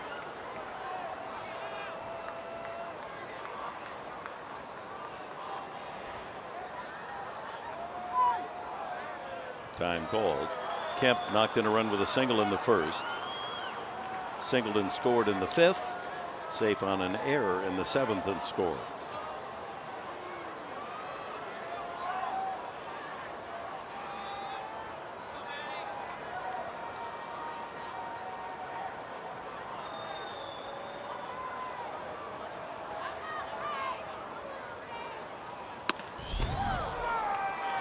We thought they might give him a hit in the 7th inning, but that was ruled an error.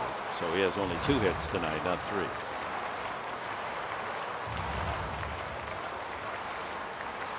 1-0 to the Padres' top home run hitter with 13.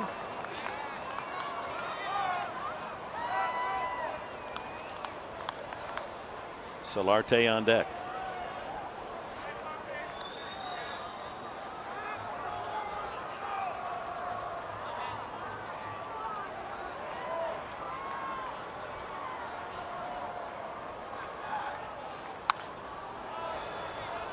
Now this would be a heart-wrenching defeat should the Padres not rally to come back here. It's just pretty tough to not win when you have a 12-2 lead going into the 6th inning. In fact, they've never blown a lead that big in all their history going back to 1969.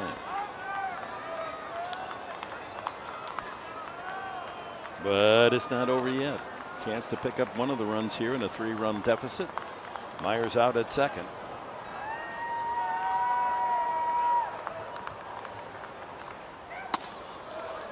'94, the 39-year-old Benoit can still get it up there. He sure can. The pitch part of that 95-mile-an-hour fastball as Yangervis Solarte waits on deck.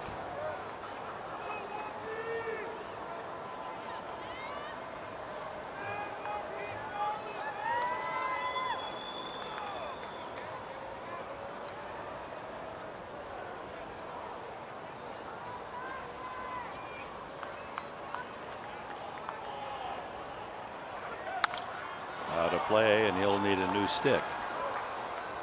Well, maybe not. It sounded like that might have broken. So you look at the game from the other dugout, from Scott Service's point of view, his team rallying from such a huge deficit, and what a lift that gives for a team fighting for first place. In fact, should they win tonight, they're tied with Texas for first place in the American League West, and they go to Texas for a 3-game weekend series with the Rangers.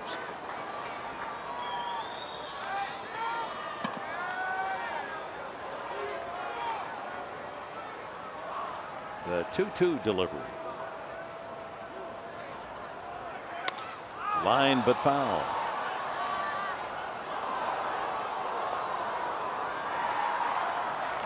You know, I think of that home run that Matt Kemp hit up at Dodger Stadium off of Chris Hatcher. It was a changeup, split finger.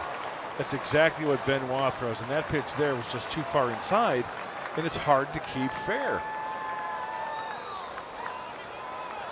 I'm guessing that Benoit's going to keep the fastball 95 away and then try to bounce that changeup with 2 strikes.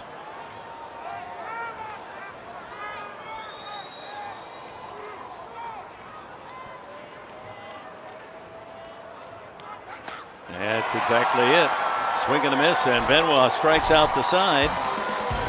Padres waste a 2-out double from Myers, and we go to the 9th.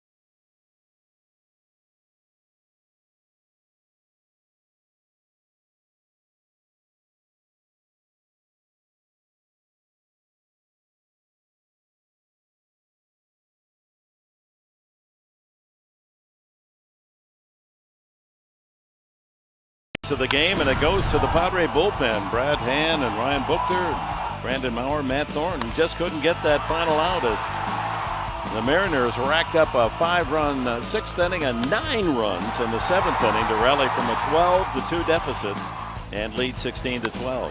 Just everything seemed to fall, and in that 9-run 7th inning, 7 consecutive RBI singles. We saw a lot of battles going on. There were a lot of foul balls with 2 strikes, and the Mariners just putting the bat on the ball, getting another lick at it, and they found the holes. And now enter Fernando Rodney, trying to hold the Mariners at 16. Padres trailing by 3. And you might ask, why is Andy Green using Rodney, the closer, in the 9th inning? He hasn't had any work. Get him out there and keep that arm going. And the Padres bat their bottom half of the 9th. If they tie it or if they win it, the save is out the window. So Rodney gets an inning of work here in the top of the 9th.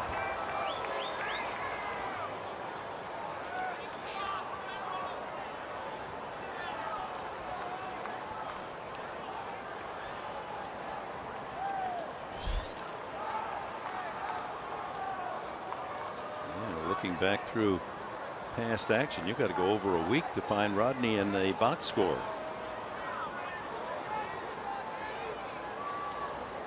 He hasn't pitched since that 17-inning game on Sunday.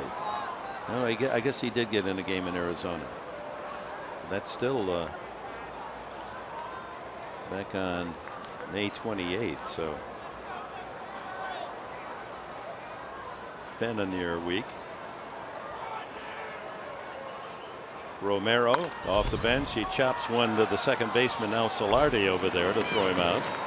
1 away. Well, Fernando Rodney has put together one heck of a year up to this point as we wait here and sit on June 2nd.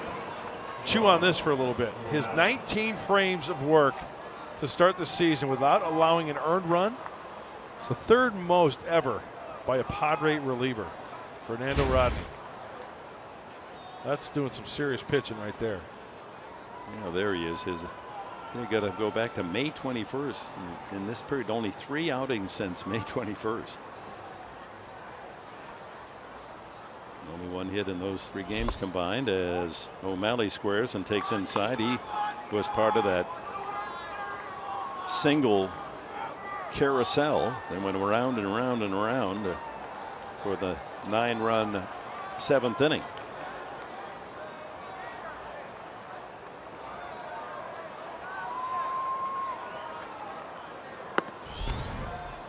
Pumps the 95-mile-an-hour strike. 1-1.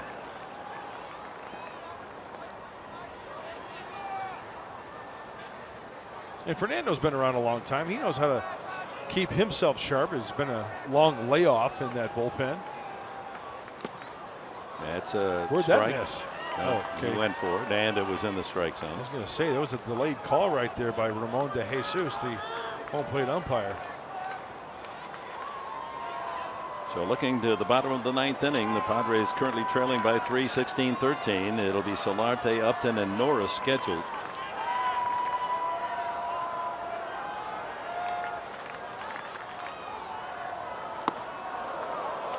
Rushes that one high and inside.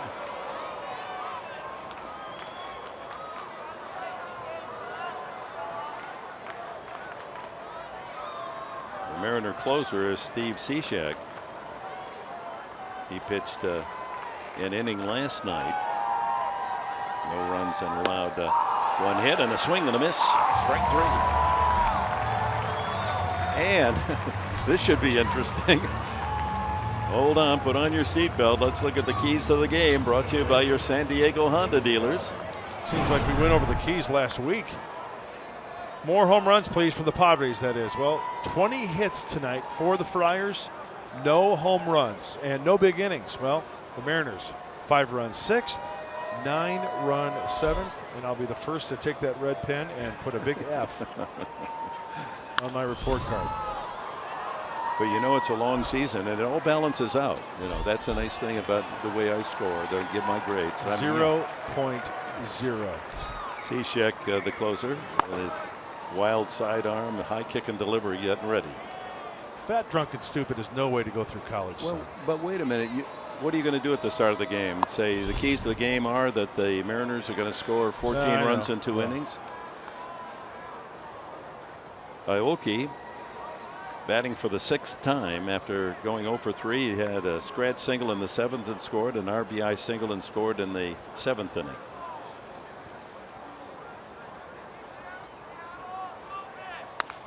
Just reaches out and lines it softly to Myers. A 1-2-3 inning for Fernando Rodney. Can the Padres come up with 3? Final of the 9th coming up.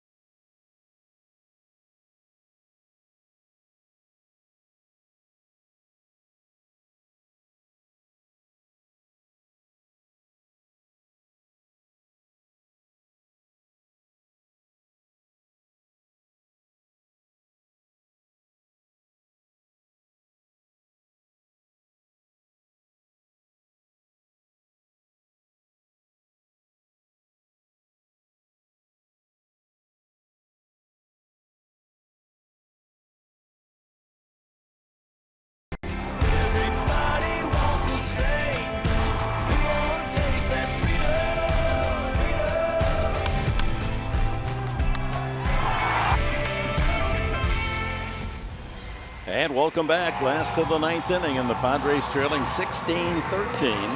And the closer for the Mariners, Steve Cishek, looks for his 13th save of the season. He'll face the middle of the order: Solarte, Upton, and Morris. Padres need to get a couple of men on to bring that tying run to the plate. He has been unsuccessful in 3 of his 15 save opportunities. Yeah, that's the one thing that really sticks out. He is a strikeout pitcher. More strikeouts than innings pitched. He's got that funky delivery, so the Padres have got some work to do. It's been one heck of an e-ticket ride tonight here at Petco. But it's not over yet. He worked 1 inning last night, gave up a hit, struck out a couple. Solarte, a couple of singles, a walk. He scored a couple of runs tonight.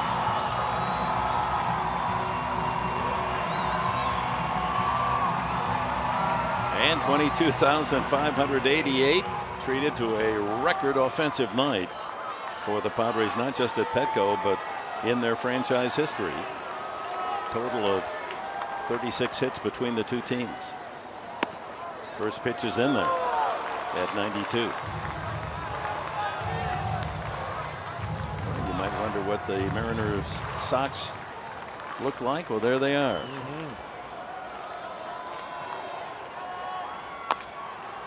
That one smothered foul.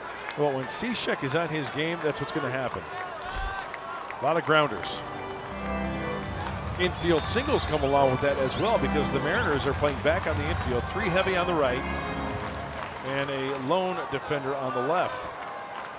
He's the Brad Ziegler of the Mariners. Yep, good call. So he jumps ahead of Solarte, 2 strikes. Padres have out-hit the Mariners 20-16. And again, if you're just joining us, believe it or not, led 12-2 going to the 6th inning. And the Mariners got 5 runs and came back with 9 in the 7th inning to jump into a 16-12 lead. The Padres an unearned run in the 7th. And here we are now in the bottom of the 9th. 2-2. There it is. 7 in the 5th for the Padres, 5 in the 6th, and 9 in the 7th for the Mariners. As old Uncle Torba would say, yikes and yo, yo, yo.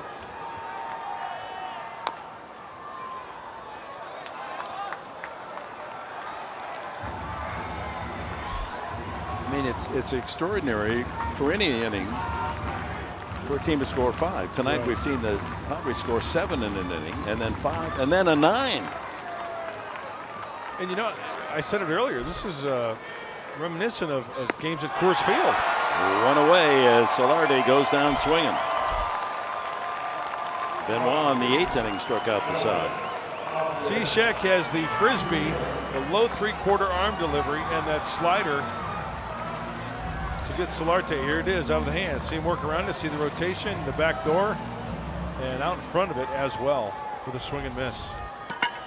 Upton 2 singles and 2 RBIs tonight. He's lined out and struck out twice. The hitting star for the Padres, of course, John Jay, the leadoff man, 5 for 6. Knocked in a couple and scored 2. Kemp and Norris both with 3 hits. 1-1.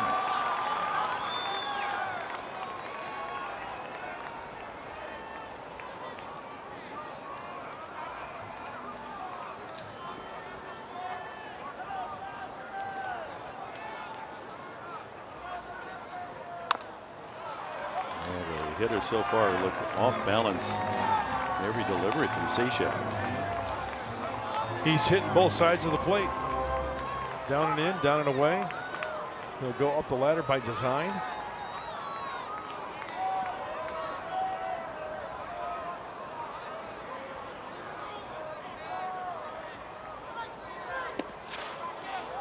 And he swings that sidearm breaking ball way outside.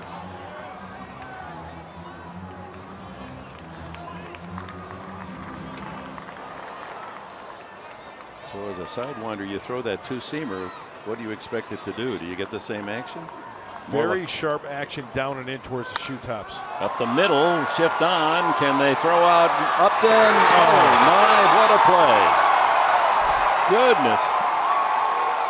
Cano ranging far into the shortstop side and off balance, able to throw out the speedy Upton. This is a big league play. I mean, how does a guy get to that ball, A? And secondly, how does he throw with that much authority and accuracy to get the speedy Upton? Steve Cishek should be tipping his cap to Robinson Cano. Wow. That's an all-star play. So 2 out. Derek Norris, 3 consecutive singles, then hit by a pitch and almost picked up his 4th hit. Lined out to right field the last time and takes strike 1.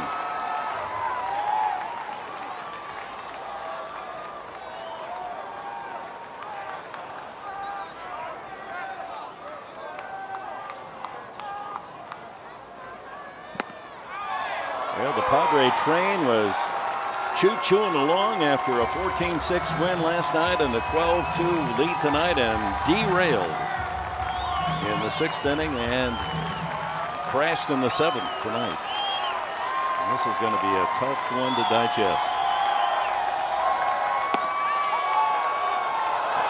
And it's called. Whoa. What? The Mariners thought the game was over. No call from the umpire. And it's 1-2. Pretty good looking pitch. It sure was. I mean, I thought he was going to delay his call and call it. Wow. That's a strike. And Iannetta and Cishek ready to celebrate a win. De Jesus says not good enough to end the game. So 1-2. Second chance for Norris. Takes inside. Should Norris keep it going, Ramirez is on deck. Now the unwritten rule, you want a clear strike to strike out the hitter to end a game. And he swings and misses strike 3. Incomprehensible.